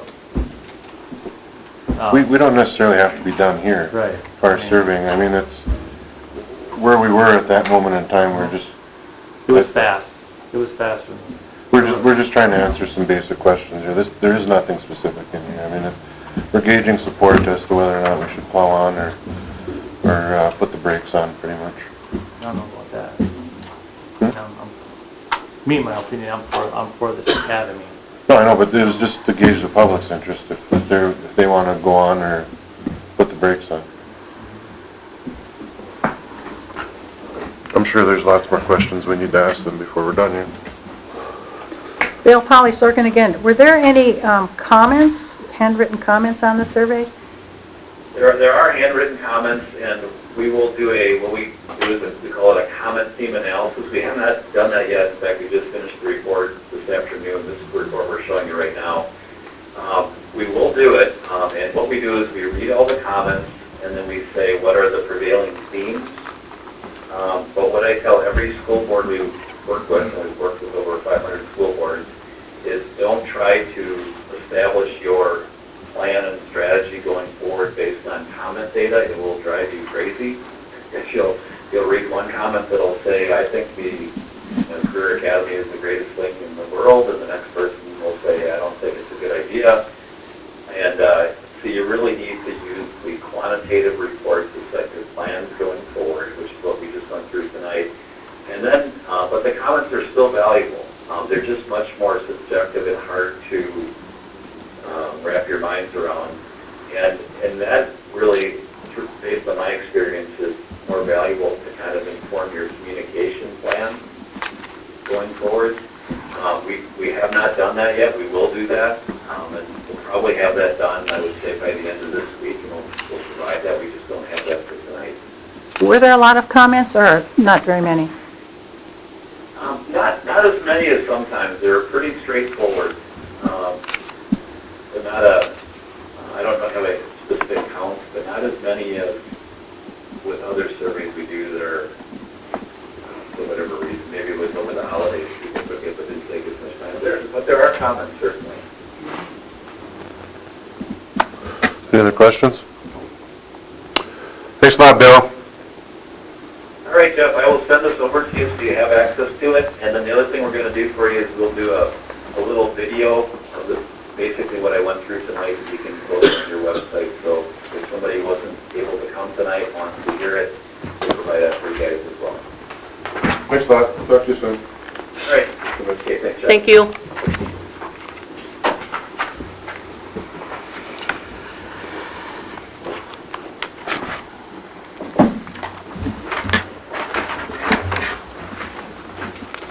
So are we returning back to committee appointments? Yeah, 7.0, committee appointments.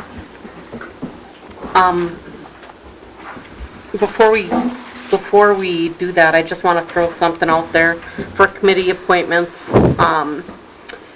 I was asked if we could have representation by the board onto the Iron Range Youth in Action committee or advisory panel that gets together once a month, the first Thursday of each month at 5 p.m. in Evelyn here by the Lutheran Church, I believe it is. I was asked if we could get representation on that. That used to be a That board committee? committee, and we used to have a representative. So Yeah. I would support adding that too. And then the other one that I would recommend that we also add is designating a representative for the Minnesota State High School League as well. Could you explain that? I don't know that. Do they solicit members from every school district? Yes. Yeah. There's Like a liaison or something? Like a committee representative, Yeah. somebody, point of contact. Okay. They're actually a voting member. If there's any policy changes in the high school, they get to mail-in vote, they get to vote. So, on these committee appointments, what I would recommend is that Jeff, you get a list, and then we'll pass that list around, or each one get a piece of paper with these committees on there, and we'll sign up to which ones we want to be on, and then we'll return them. That's fine. My only question to you tonight is, I just wanted to make sure that this is the list that you wanted, if you want different things. Okay. I have a few additions too. Okay. Go ahead, Kelly. I just have one concern that will wait until the 28th for us to do a list. There is a safety committee meeting next Thursday on the 24th at 1, I believe. Yeah. And I was planning to go, but I have training now all week down in the cities for work. So I'm wondering if someone would be able to go in the place next Thursday, the 24th at 1. We meet here. In the boardroom at 1 o'clock. I will see if I can try to make that happen. Do I have is there someone else that could possibly make it if I can in this group? I'm gone. Tom? Polly? Safety, I mean, everyone loves the safety committee. I do like the safety. I possibly, no, I can't. It's 1 PM. Yeah. That's what, You're out of time. Sorry. I will do my best to attend that safety meeting, Jeff. Very good. I will put it on my calendar. Okay, I have some additions then too. We used to have a representation on the Family Services Collaborative Board. I'd like that Is added. that a county one? It's No. school districts belong to it. Yeah. I used to be the rep at one point in time. Family And service? Lori Graben was at another point in time. Family Service Collaborative Board, I'd like that added. And what does that entail? They pay for the adapt, for the most part. Okay. And they get funding for special services Yeah. like that, and counselors and things. Okay. No, they quit the counselors, but Well, they used to though, I know what you're Yeah. saying. Okay, Iron Rain Youth in Action. As far as a liaison, we used to have a legislative liaison too. I think Mark Forty was the last one. Just to receive, it could be more than one person, to receive legislative news communications, I think maybe from MSBA and other places, but that was a representative and like a committee of one.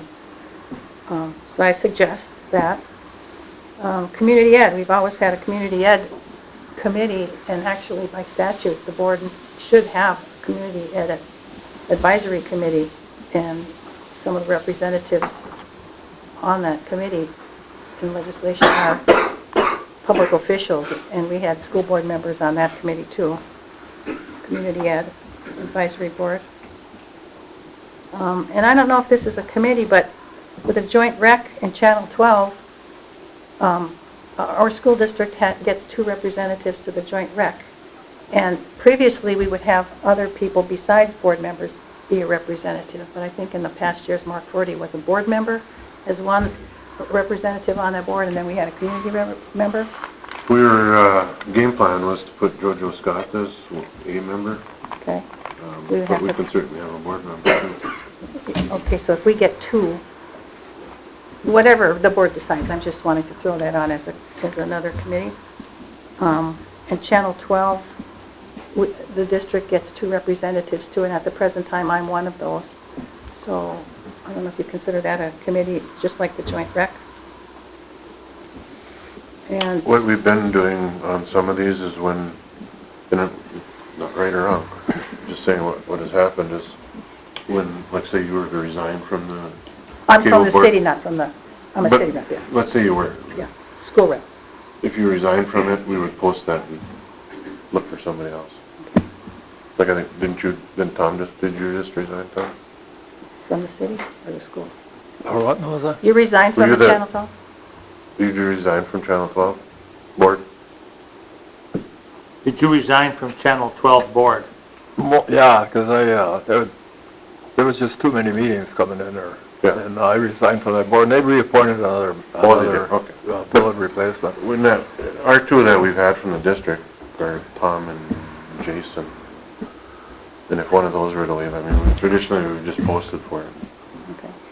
My only And you concern can- is that Again, you can do whatever you want. Yeah, well, my only concern is that's a lot of committees and a lot of time, and, you know, I work a full-time job as well as doing this, and, you know, and we're taking time off during the Yeah. day. many of them are just one person, or 1 or 2 people that volunteer. Yeah. That have the I'm time. not saying we shouldn't do it, I'm just saying it's, We can put them down. If Time. nobody wants to be on them, nobody wants to be on them. so I would suggest that,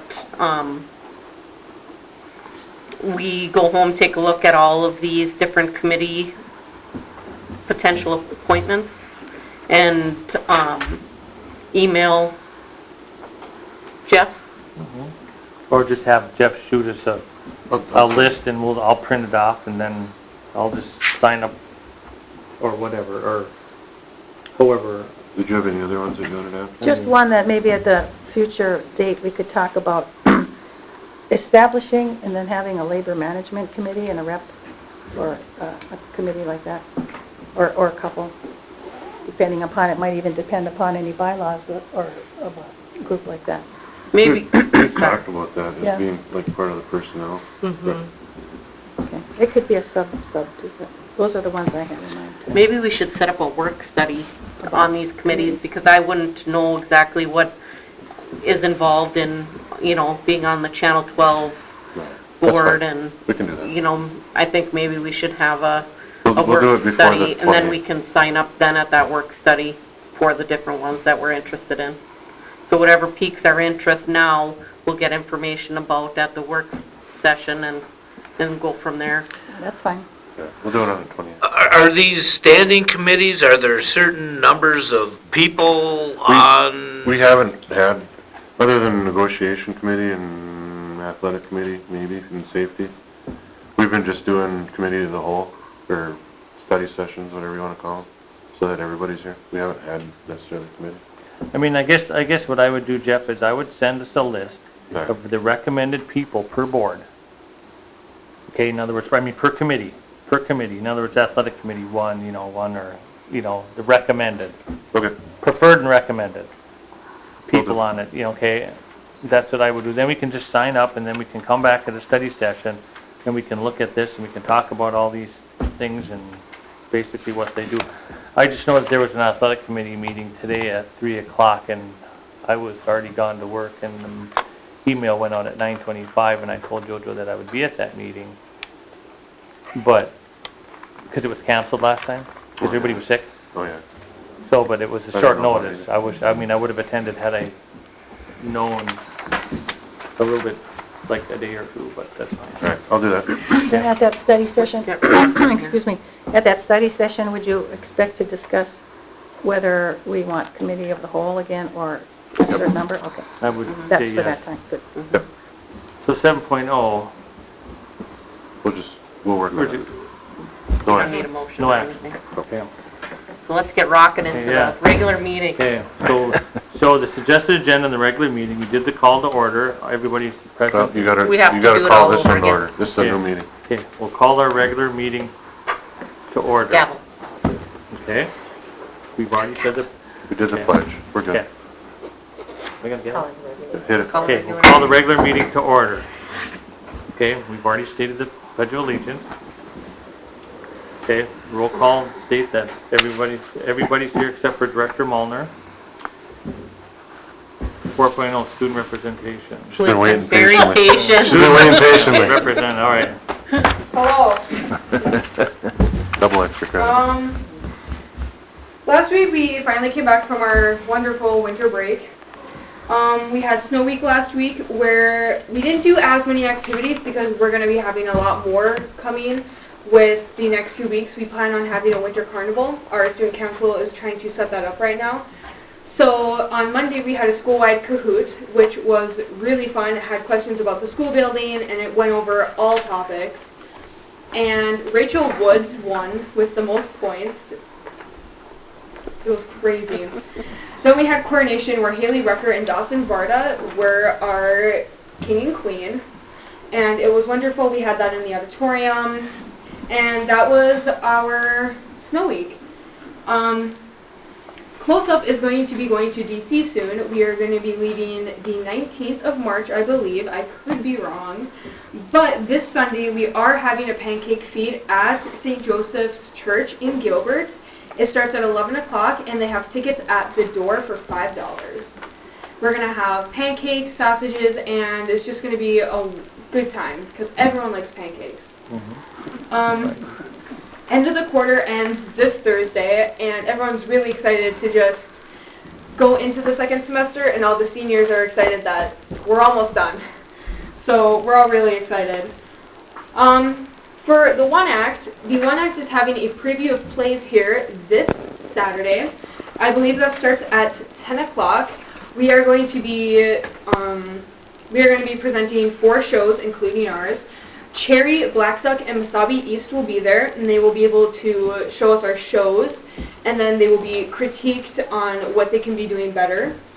And then that Sunday, we will go down to Minneapolis for our MLK Festival, where we will compete there also. And then next Saturday, we have subsections in Babbitt, which we are hoping to do well at. So we are very excited for all of that fun very soon. Let's see. The speech team is doing really well this season so far, even though they haven't had a meet yet. They've really been working hard upstairs by our speech coach's room. They have a speaker of the week where they just really represent kids who have been working really hard at what they're doing. Mr. Carey's daughter, Mara, I'm pretty sure is this week's top speaker. And then they have a kid from the junior high too, so that it's very even, and they just really support what's been going on and how well they've actually been working on this. So their first meet will actually be this Saturday also, and it will be at Grand Rapids, and they are very excited for it. They've worked really hard, and they're just really excited for their season to start. Knowledge Bowl had their first meet last Thursday. We have 9 teams, I believe, and one of our 9 teams took third, which I think is pretty good. It's either third or nothing. So I thought that was pretty good.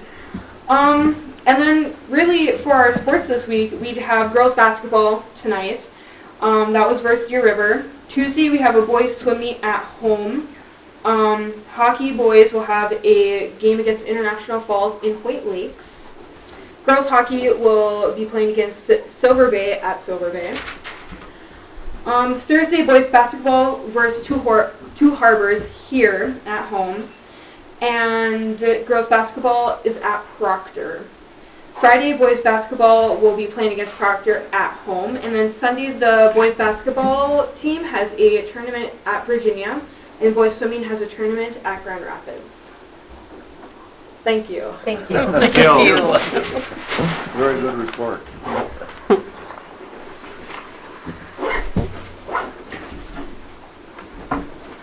Okay, moving right along, 5.0 agenda additions and deletions. Can I make a motion for the addition of the resolution to combine the duties of clerk and treasurer, the duties of the offices of clerk and treasurer of the school board in one person in the office of business affairs of the school district, so that it goes the duties of the clerk and the treasurer. Justine's have always done that. Justine's always done that, or that position has always done that. But when we were looking at the election stuff and everything, I asked about a resolution, if we had a resolution that stated that, and it probably happened 30 years ago that a resolution was done stating that those duties can be, what's the word I'm looking for? Designated. Yeah, designated to the office, the business office, one person in the business office. So it's just reaffirming what we've already been doing from probably a resolution that was years past. It's just not anywhere we can find it. Is that a motion?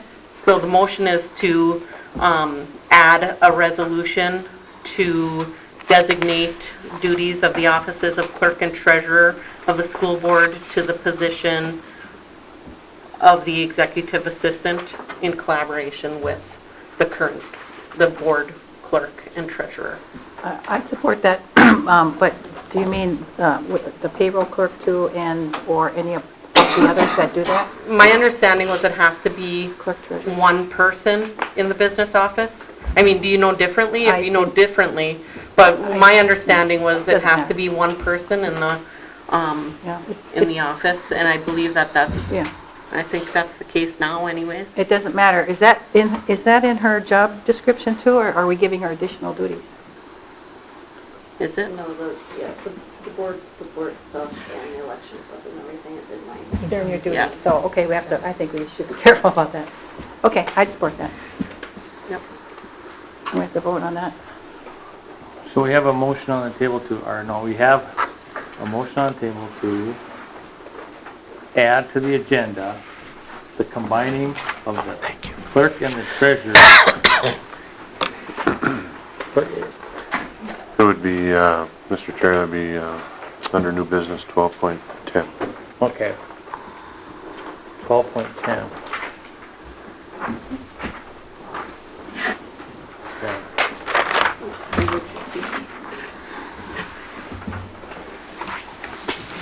All right.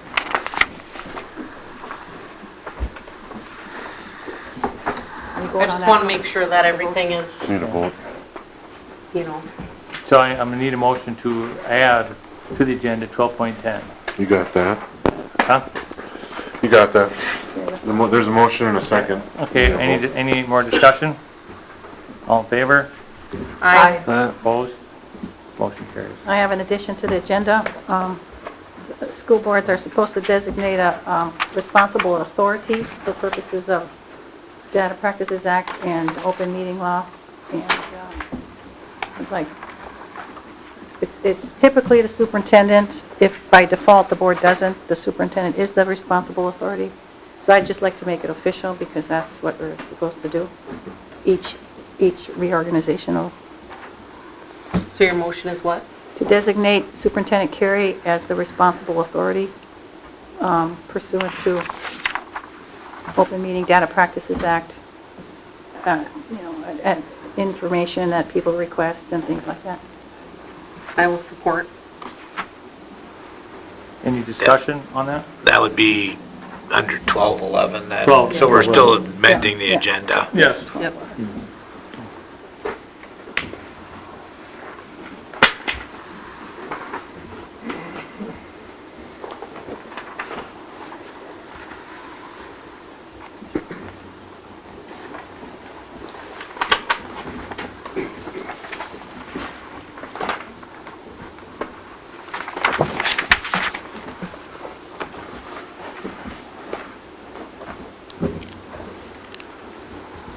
All those Okay, in favor? any more, or no, okay, no. Yeah, all those in favor? Aye. Aye. Opposed? Motion carries. Okay. Thank you guys for being patient. Visitor input, 6.0, we have any, Jeff? No. Okay. 8.0, approve the treasurer's report. You gotta That's approve the the point. agenda at I mean, some approve, point. 7.0, approve the agenda. I will make a motion to approve the agenda with the amendments, including 12.10, the resolution to designate the duties of clerk and treasurer of the school board into one person in the office of business affairs of the school district, as well as 12.11, designating Superintendent Jeff Carey as the authorized authority. Must've been something you said, Brandy, because they all left. Yeah. Any more discussion on this? Oh, we need a second. We I'll need second. somebody. I'll second. Any discussion? All in favor? Aye. Opposed? Motion carried. 8.0, approve the treasurer's report for the second check writing in December and the month of December and the first check writing in January. How do you want to do that, Jeff? You were the The person at that last one time. up that'll go to Tom the next meeting. Okay. So, well, let me get my papers in order here. Okay, so for the second check writing of December, we had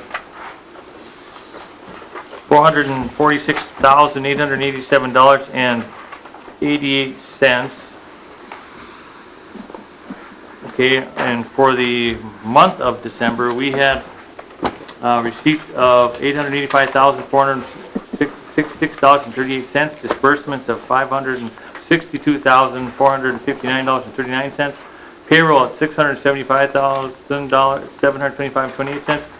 For the balances in the miners bank of $3,489,805.02, in the First National Bank of Gilbert $2,057,940.74, for a total between the two banks of $5,907,745.76.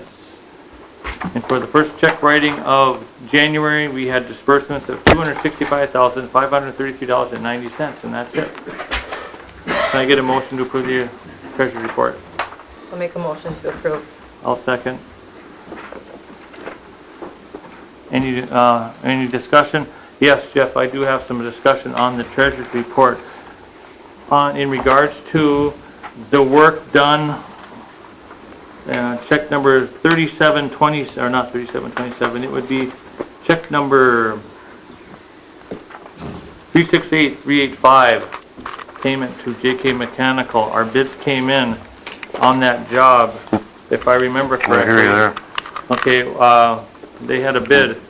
Do we know what above and why it went so high? No, and that's what I have Mike working on that right now. I did catch that one too. Yeah, so it should have been, Around 80,000. it should have been $102,000 Gotcha. if they worked on, it should have been $102,500 had they not worked on Saturday. Had they worked on Saturday, it would have been another $1,650 had they worked, but they did not work on Saturday. The original bid came in at $67,400. So I'm just wondered, and even if you added 10% on the change order, it would bring it up to $104,150, and I see $120,376.28. I was just wondering why. I'll find an jumped answer for you. when there was I no don't have work one right done. now. Okay. I have a quick question. Are these checks paid before the board approves them sometimes or not? I don't believe they are. So none of them are paid until the board approves? Right. Okay. They're all sitting on Janelle's desk right now. Yeah, I remember Yeah. that one time we Okay. pulled one out just to approve it, to get paid before approving the whole. Okay, all in favor of approving the treasurer's report? We got a motion, we got a second. We had the discussion. All in favor? Can, Oh, do we want to make an addendum to wait on paying, submitting that, or an amended one to wait on paying that check number until we find out more on that bill? It's fine. It would be up to you, because so we you made the approved, motion. okay.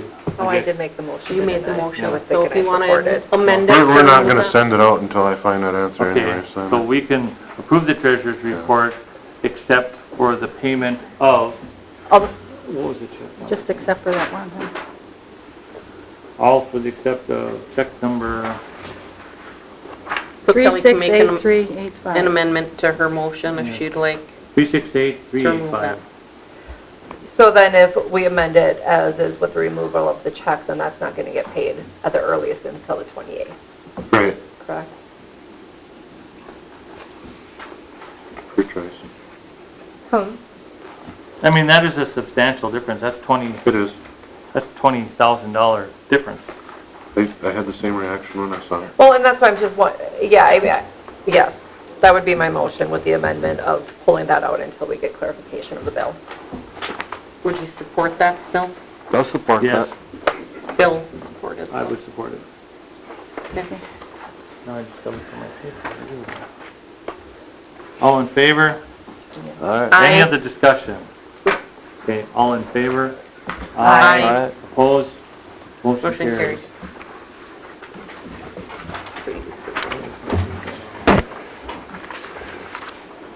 We just, we approved it, we just removed this check to check to the account. So it came up higher What's than the it paper should looking have. for this? There you go. Okay, so now we are at 9.0. 9.0. The consent agenda, approve the minutes of the regular meeting for Monday, December 10th, 2018, accept the donation from the Seroptimus of $200, approve the change to the Nordic Ski Cooperative Agreement, D, approve the 2018-19 extracurricular assignments, and E, approve the resignation of Kyle Thorson as the head football coach. Head golf coach. Head golf coach, excuse me. Head golf coach. I will make the motion to approve the consent agenda. Second. Any other discussion? All in favor? Aye. Opposed? Motion carries. 10.0, items removed from consent agenda. Nothing was There was removed. nothing removed. 11.0, personnel. Looks like there is none. 12.0, new business. 12.1. 12.1, approve the 2018-2019 certified seniority list. Mr. Chair, this is the teaching staff. Okay, is there a motion to approve the seniority list? I'll move. I'll support. Moved by Sather, support by Lotiger. Any discussion? All in favor? Aye. Opposed? Motion carries. 12.2, approve the 2018-2019 Title I seniority list. Is there a motion? Also move we support the Title I seniority list for 2018, 2019. Support by Gentilini, or motion by Gentilini, Support. support by Sather. Any discussion? All in favor? Aye. Opposed? Motion carries. 12.3, approve the 2018-2019 early child seniority list. Is there a motion? I will make motion. Motion by Lotiger, second by Gentilini. Any discussion? All in favor? Aye. Opposed? Motion carries. 12.4, approve the fiscal year 18 audit report. Mr. Chair, I would request the board tables this at this time, as we don't have any representation from Walker, Drew, and Honey until the next meeting. Is there a motion to table 12.4? I will make a motion to table 12.4, the approval of the fiscal year 18 audit report until a representative from Walker, Guru, and Hani can attend. Is there, Support. there's a motion by Lotiger, support by Sather. Any discussion? Those in favor? Aye. Opposed? Motion carries.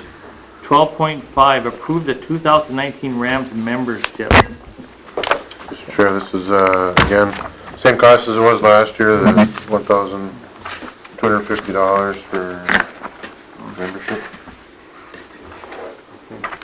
Is there a motion to approve 12.5? I will move. I will support. Any discussion? Yes, Jeff, I have discussion of the Rams membership. I do believe you got an email from a representative from Rams thinking, you got an email to let us board members know, or did you not get an email in regards to letting us know if there was a meeting? There was a meeting a couple days ago, and I was actually questioned why I wasn't there, and I'm like, I didn't know about it. I could have. Yeah, I don't know if you did or not. I don't know if you, I don't know, it's just, I was wondering, the question to me, the question thrown at me is why wasn't I there, and I said, why didn't you get any information on it? I didn't go either. On that note, the meeting you're talking about is the Rams annual meeting held in January. That's where they elect their new board members when the terms expire and everything, and they usually have some speakers. But I guess to piggyback along with that, I'm wondering, they had 11 new openings, and each school board was allowed to recommend or nominate people for that board, and that communication and that opportunity did not come to this board either, to nominate people for one of those 11 positions. So I was concerned about that, because also, and that came out on November 7th, on October 1st, Northeast Service Cooperative had openings for 3 representatives to be elected and nominated, and this board didn't have a chance to do that either. Are they Never supposed came to be before. emailing us directly? Comes to the district, or did it come to you, Jeff, the administration, about these? Different board or different meetings? No, I haven't seen anything. I haven't seen the Rams one, but I probably did get the one. I get the ones from Paul Brinkman.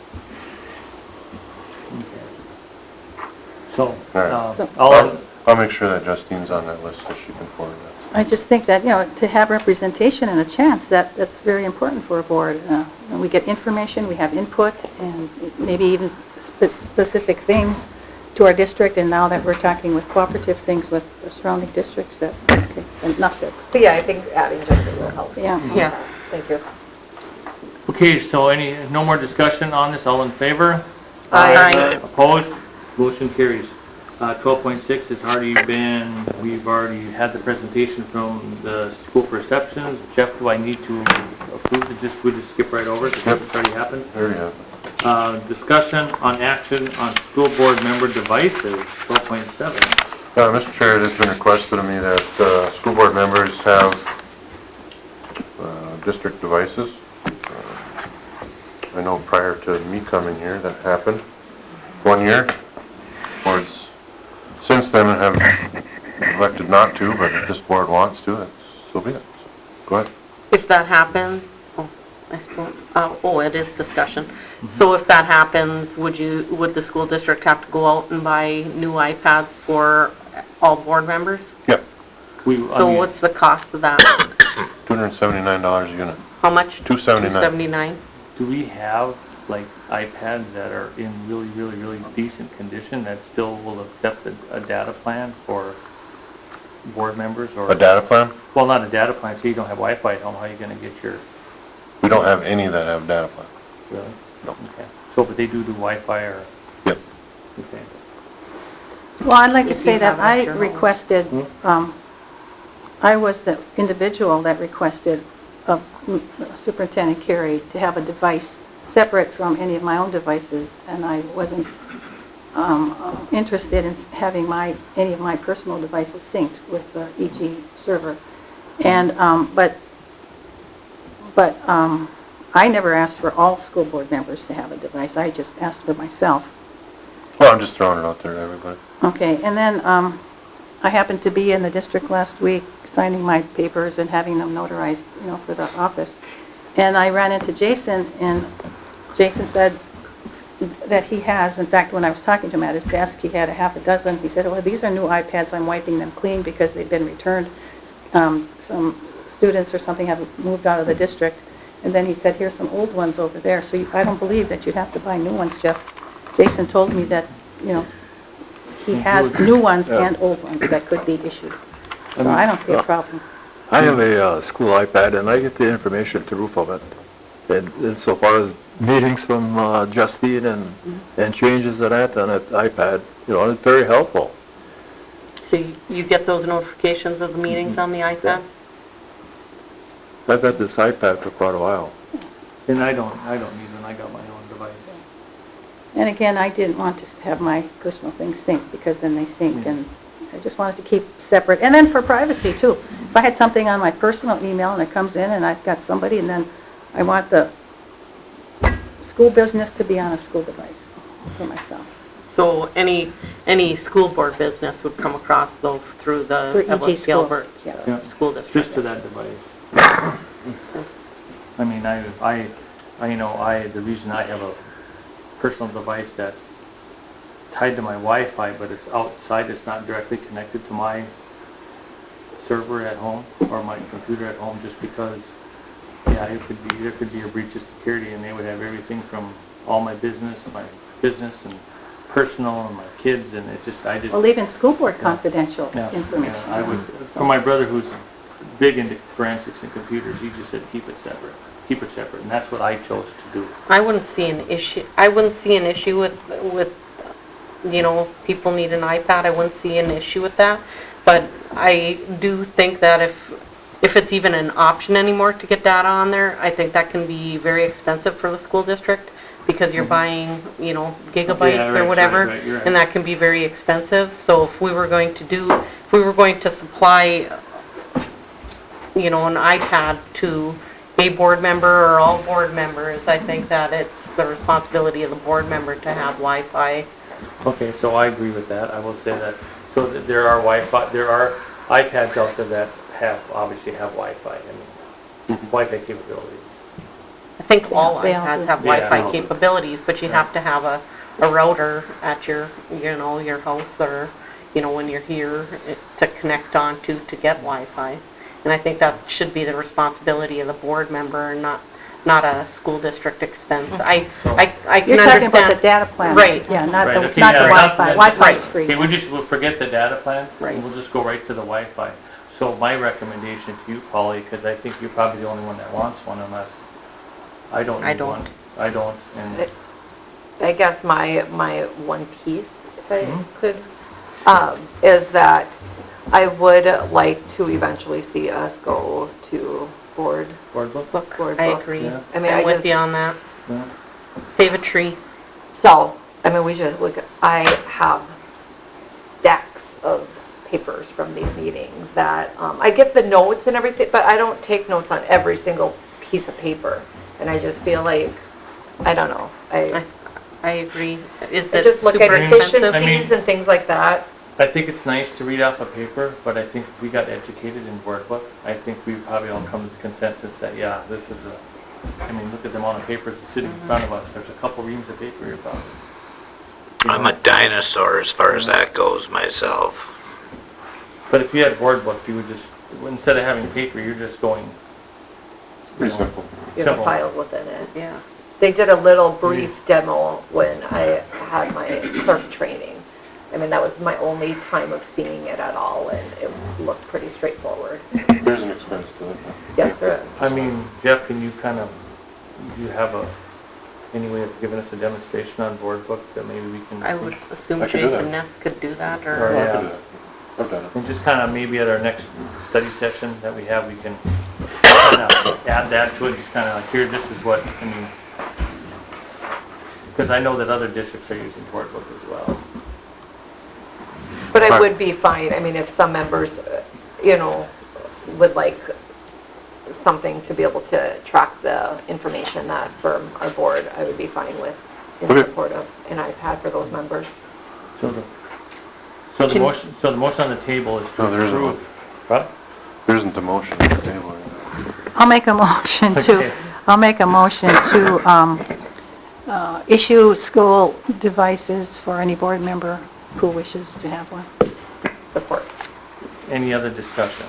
I want to. I'm not. I would like to continue the discussion about the board book, if that, I mean, do we Put need that to on the make that a agenda some- motion? let's put that on the To agenda. something that we would That's like, That's or fine.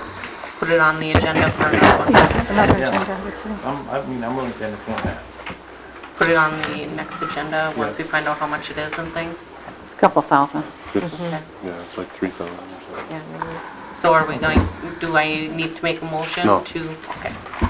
No, now in this board member devices, I would just kind of want to go off topic just a little bit, is if any members want, Jeff and I, just my recommendation, and you have my policy manuals, that if anybody wants policy manuals and a service manual from the MSBA, that this school district, I mean, they're really relatively not that expensive, and they're actually fun to read. I mean, I found them very, very entertaining and fun to read.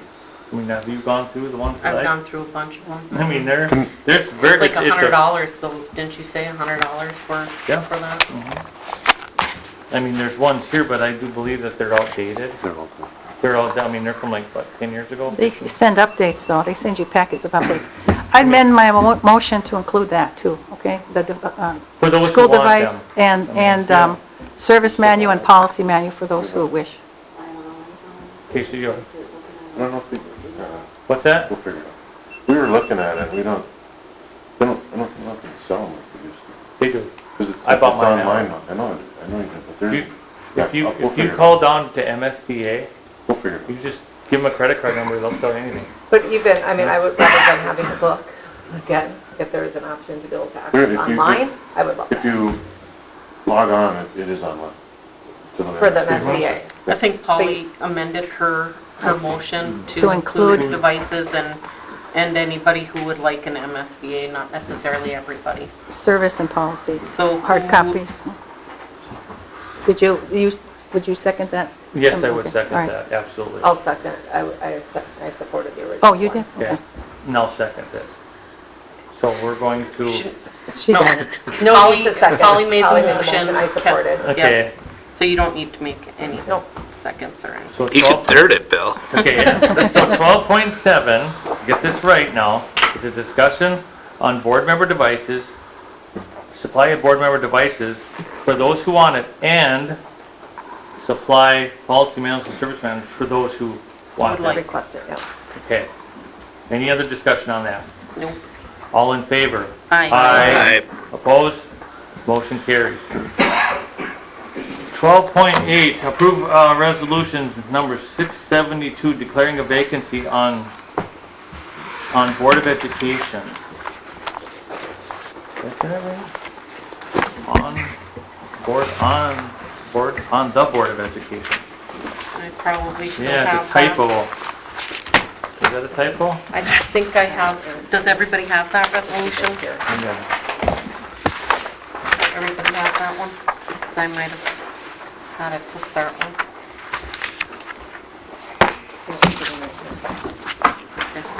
So everybody's got that? Yep, I have it. Okay.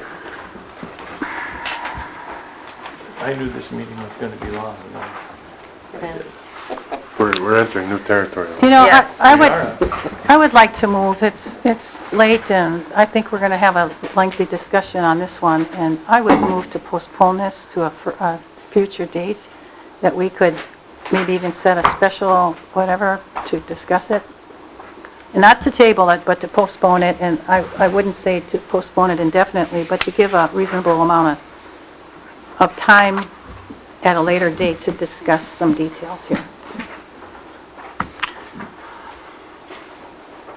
I think we should just, let's do it, because if we don't do it now, then it's a special meeting, and I don't know about others, but let's I'm ready see, to this move week, on. my Tuesday is full, my Wednesday is full, my Thursday is full, and my Friday is full. Or we could do it at the next board meeting. But Matt, I find some problems with the resolution, and I find some legal timetables that are not as what this resolution states. So I think, Can you discuss those? Yeah, we don't have to Good. do this tonight. I mean, we've got time to do this yet. and- She's got a motion on the table to postpone it. So if somebody supports it, then we need to go to a vote, and if it doesn't pass, or if it does, then we'll figure it out from there. I'll support the motion. So we got a motion by Polly, a support by Janlini. Any discussion on this in regards to why we want to postpone this? I believe that, I mean, if we postpone it, if we declare a vacancy, My opinion is we have to declare a vacancy. to move to the next step. We've been kicking the can here, so. But does he, but we do not have to declare vacancy. The statute says that we have the option to. We may or may not. And I would like the option. there's the whole question of the 90 days and waiting 90 days for him not being able to, being an ill or absent member. And he only became a board member on the 7th, last Monday, the 7th of this month. And so there are timetables that Margaret Skelton in her, and we can talk about this if we need to discuss it for doing business, in her recommendation, and she wrote it into the resolution, she said that we must fill this seat, and that is not statutorily correct. The board has the option to, and we have all kinds of reasons of Then why we may or may not want to, and that will be our opinions, but it's not correct to say that we must. Okay, But then we we're can change it also- to May. We're also a And then 7. she adjusts it, and then it gets signed by the board clerk, or by the board chair and the clerk. Well, You that- can adjust it to say May then. No, that's But not the after essence of it. But because we don't have to wait the 90 days. There's nothing in statute that says that we have to wait the 90 days for him to be absent. He's sent numerous emails to board members that he is going to be on active duty on tour for over 270 days, that he was hoping for permission by the Secretary of the Army to hold an Evelyn Gilbert School Board Director seat. And upon his return, if re-elected, he was going to resume his duties. So he has given us every indication that he's going to be gone for over 270 days. So in my opinion, waiting any further is a disservice to the people of our community. We've gone since the end of September without him being on the board. We all thought up until October 15th, I believe it was, well, past October 15th. October 15th, I sent him an email asking him if he was going to be able to participate in meetings. And at that time, he asked me when the next meetings were, because the intention was he was going to participate. It wasn't until, I think, October 24th, he sent an email out. It was the night of the public forum, and at that time, he tried to withdraw his application. It was too late. He's had since October to get permission from the military. He was granted that permission. It states in the memorandum that everybody was sent via email today by the attorney, because it was requested by a board member. It says right in there that he cannot participate in any duties or responsibilities of the board until he returns. And he's said numerous times that he's going to be gone for over 270 days. So I think that continuing to not fill that position is a disservice to the citizens. I think we're a seven. I haven't received any emails Because from Dara. if he were to send an email to you and send it to everybody, it would be an open meeting violation, right? So if somebody were to respond to him, his responsibilities is to notify the superintendent, the board chair at the time, which would be myself, and Justine, the office, the superintendent's office. That's his responsibility. He did that. He was in communication with us, and any communication that was relayed between Derek and Jeff or Justine or the attorney or myself was all communication trying to get the documentation that he needed to remain on the board, because he's part of the military, and I think every one of us board members would like to see him continue his seat on the board because he is fighting for our country. So I don't believe it's the right thing to do by not declaring a vacancy in that position. If there's an issue with wording, we'll call up the attorney and we'll get the wording the way the board members would prefer it to be, and Justine can type it up and it will be signed by the board chair and by the clerk. Because again, it's a disservice to our citizens to not have that seventh member on the board. And I guess that is what I wanted to say. We are a 7-person board. So why we would delay it doesn't necessarily make any sense to me. We just got done taking 10 minutes roughly to even go to, because we kept getting stuck on the vote for 3-3. There's a reason this board has chosen to be a 7-person board. And by not having, by knowingly not filling, not declaring the vacancy when we know that there's a planned vacancy in this position, I don't agree with that. Of course, these emails been handed out to the board members and to keep the board members informed without being in violation of open meeting law. I mean, in a printed form, I mean, correspondence, I'd kind of like to know what his thoughts are too. We have had discussions about that, about his vacancy and about him being gone on numerous occasions in a board meeting.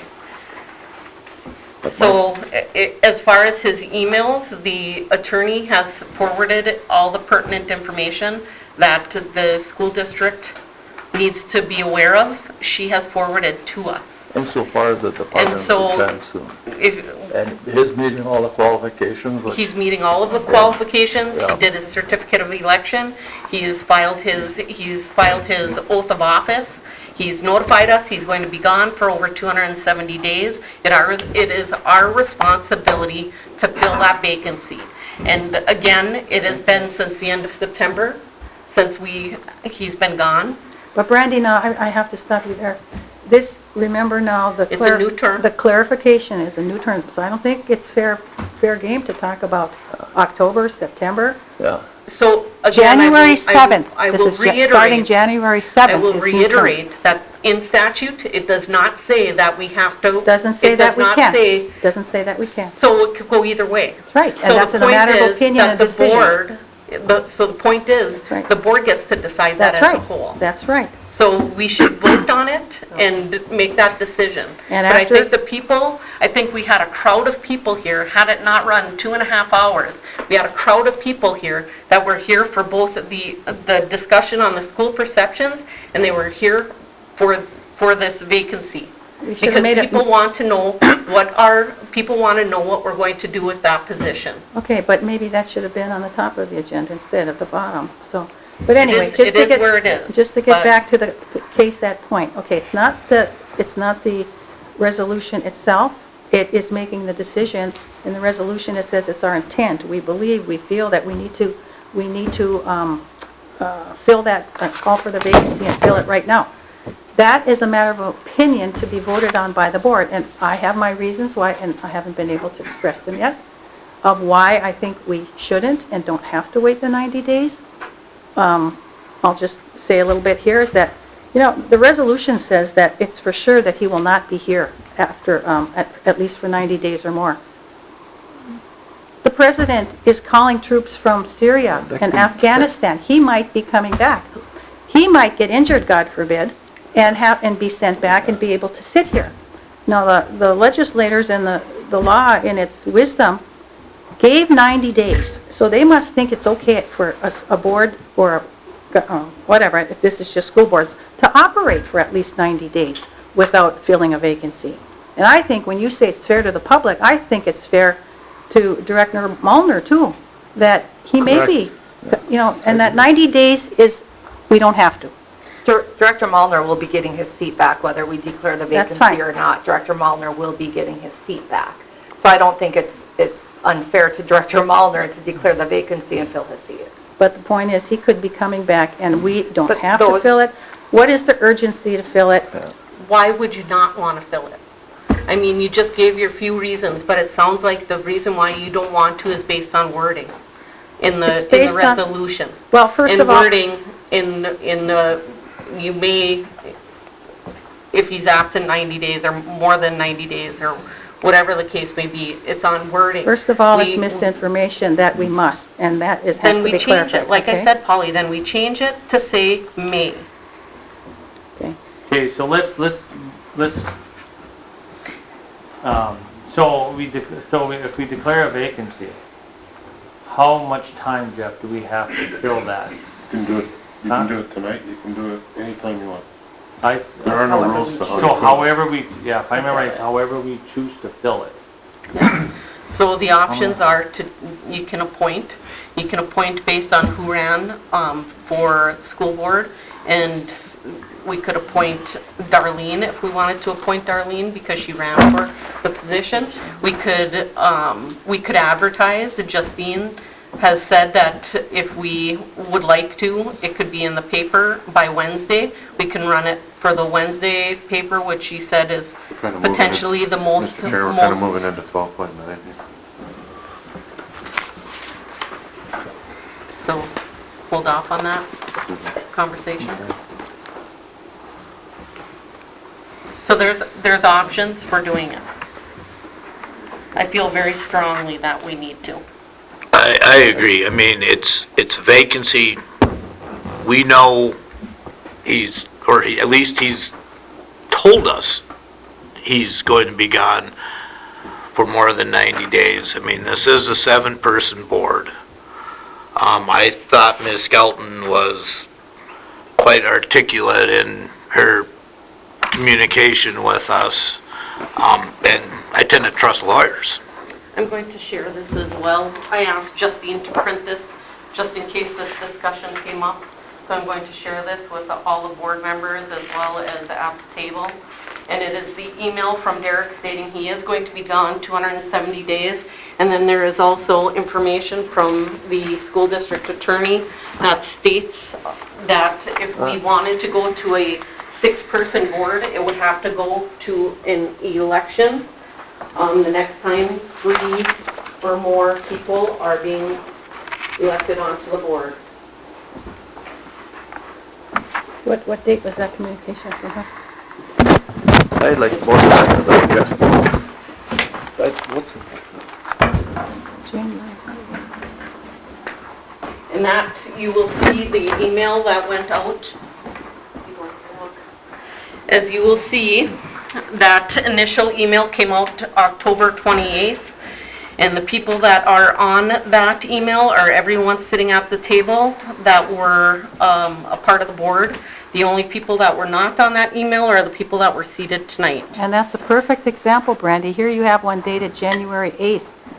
I was not privy, nor was Matt privy to this, and there's another email and attorney's opinion that I requested under Data Practices Act and was denied that it was personal and confidential. And that information I don't have to make an informed decision either about this whole topic, neither does Matt. Plus, until tonight, we didn't get this information, and that's another good reason why I would request that other attorney's opinion from Margaret Skelton in order to know what the rest of you board members know, so I can make an informed decision. And I will tell you, Brandy, just a second, when she said on January 9th to us, The Attorney General has determined that the vacancies on the school board must be filled by appointment and should not be left vacant. That is technically and legally wrong. When she quoted that it's 1960 Attorney General opinion, and I sent this all to you people way back when too. First of all, So- the January 8th thing, when we were notified, the superintendent's office was notified by Derek Mullner that he was filling out his oath of office, his certificate of election. When he sent all of that, I asked the school district attorney, who I have been going through, Ratwick, Rozak, and Maloney. I asked her to send out the email to the board members stating that we got that documentation. It was the end of the day. She sent out an email to everybody the next day, so everybody got that information about the certificate of election, about the oath of office, and all the necessary documentation for Derek to be sworn in tonight. So, again, we have been discussing this since the end of September. Not the new So board it's not- members. If you Not were, the new board, not the maybe new board not, members. maybe The not. Gilbert School but- Board has been discussing it since the end of September. And now we have a vote here tonight with But- new members. Correct, but do you come to all the meetings as a No, citizen? don't You go do. there. So you Don't you go there, have Brandy. you have been at the meetings, listening to what's been going on. Don't go So there. the email from Derek states simply that he is going to be gone for more than 270 days. And then as far as the school board shall consist of 7 members.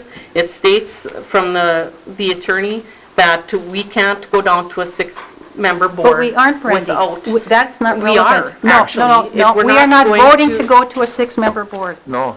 We are not. That's not relevant. If we don't You're right. have 6 people. But by not declaring the vacancy, we are choosing to operate as a No, six-person board. that I statute agree is not right now. relevant. But- And again, the legislature said that we have at least 90 days to not fill a vacancy, so that is not relevant. So let's just vote on this issue, So we okay? can. I agree. Okay. So, is there a motion? I had a motion Hang to on, there's- postpone. Have just- And there's, yeah, can you repeat it, Justine? Probably made a motion to postpone the discussion to a later date, and it was supported by Gentilini. Okay, we're not having any more, all in favor? Aye. Opposed? No. No. Motion carries. Did you say, Bill, what was your vote? I did not hear you. Could you We do a roll call? do a roll call vote, please? The chair The calls for chair. a roll That's what we call. asked if we could. Let's do a roll call vote. No, again, this motion is to delay the discussion, which didn't we To- just to have the delay discussion? To delay the Delay resolution. the To resolution. not Declare go the vacancy. forward with the resolution tonight to declare the vacancy. To postpone the action. To postpone the resolution, It's different. declaring the vacancy. It's different. Don't put words in my mouth, Brandy. It's just to postpone the action. Postponing. Postponing the resolution, Not the resolution, the action. the action. I'm Postponing the gonna, action. I don't have us all alphabetized on this page. So Director Gentilini, Okay, well, To postpone. this is we're gonna support, we're gonna vote on the table, or not the table, but just to delay this thing until we get further discussion on it. Am I reading that right? And clarification and And information. get more clarification on it. If we need another opinion or if something else should be written into this, whatever, I will support delaying it. so that is a yes? I will vote to delay it. Okay. No. Take the roll call. Director Mullner is absent. And Director Sorkin? Yes. Okay, that is 3 noes, 2 yeses, 1 abstained, and 1 absent. So The motion fails. motion fails, so I just would like to know why you abstained when you've been on the board and have I gotten don't think that's information. appropriate. No, that's just my opinion. Okay. That's all right. Addie made the motion, who was, I would support it. No, 1210, I'll do that again. 1210 was resolution. There's a resolution to combine the two is the clerk and the treasurer into one job description, correct? No. Or just, or into the same job description, right? Or give them the duties. You only have to do this once in a school district. Okay. And it was most likely done 30 years ago, and just to reaffirm what was decided years ago. So, It'd be resolution 673. Would you like me to just read it quick? yeah. Go ahead. Resolution number 673, whereas Minnesota Statutes 123B.14 subdivision 1 empowers the school board to combine the duties of the office of clerk and treasurer of the school board in one person in the office of business affairs of the school district. Whereas the school district has decided to combine the duties of the clerk and treasurer in one person in the office of business affairs. Therefore, be it resolved that the executive assistant of the school district is designated by the school board of Independent School District number 2154 to perform the duties of clerk and treasurer of the district. Okay. I will make the motion that we approve. Okay. Second, moved by Lander, seconded by Sorkin. All those in favor? Aye. Opposed? Motion carries. 12.11, designate Jeff as the responsible authority for School District 2154. Is there a motion? I'll support. Okay, any discussion? Is there anyone else that, they said typically if there's anyone else designated within the district that it defaults over to you, is there anyone else that you would prefer to be designated? Well, Justine usually does all that work. I mean, I don't, You can designate a designee, but you Yeah. have to be the. all right, I'll be the first one. She's going to go. Okay. All those in favor? Aye. Opposed? Motion carries. 13.0, administration report. I'm going to save you guys. I had a video from some kids about the task force that happened. I'm gonna email that thing out to you, and I'll email it to Hugo so you can throw it on your report there, and, because it's about 12 minutes long, so. Could this be shared also on the? It'll be on the website, but we'll go that way. And I just wanted to mention that, one of the things that came out of that task force last week was that we need to look at our elementary options a little differently. Even the ones that went out in the survey, I guess, aren't necessarily sitting well. It's not real refined. So anyway, on the 24th at 5 o'clock, and we haven't determined the location, we're gonna pull people in. The architects will be back here to start giving us some ideas of things that we can do. And we've heard potential new elementary, we've heard new elementary in each building, we've heard gutting elementaries. I mean, we got some different options on the table. We need to refine that a little more. So that's what that meeting will be about. But I'll send you more information when I know more. A little bit student task force that was formed on this Wednesday. They're going to be touring Virginia. Next Wednesday they'll be on this campus in Gilbert, and then on the 25th they're going to go down to Alexandria. Of course, that group sent an invitation to all of you the last couple of days. Could I ask which of our board members are planning to attend that for Alexandria for the 25th? I plan to try and make it. Okay. And I didn't think. Oh, you did? I didn't either. Oh, they must have. Are you using your school email yet? I didn't know I had one. Oh, then that's the problem. So we'll get that to you probably tomorrow. It was just sent yesterday. So just real quick, there's this coming Friday, there's no school for students. Teachers will be here in service day, and then on Monday there is no school. It's Martin Luther King Day. Nobody will be here.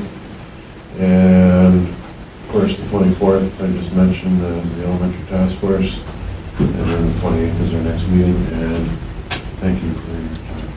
That's all I have. No, I mean, and on that, I would like to say that, yeah, I think a lot more discussion should come out of this, the elementaries and all this other stuff. That's my opinion, but, you know, if the board chooses not to combined down at the K through 6 level, I just a firm believer that some sort of bylaws are gonna have to be rolled up to protect our districts from, you know, the exodus of possible open enrollment or either way, you know what I'm saying? I mean, there's been some pretty bold statements that you, in regards to the elementaries, and that didn't go well with me, you know, so.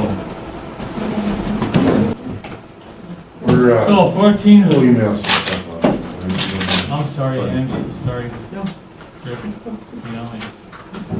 Hey, 14.0, can I get a motion to adjourn? I will make the motion. I'll second.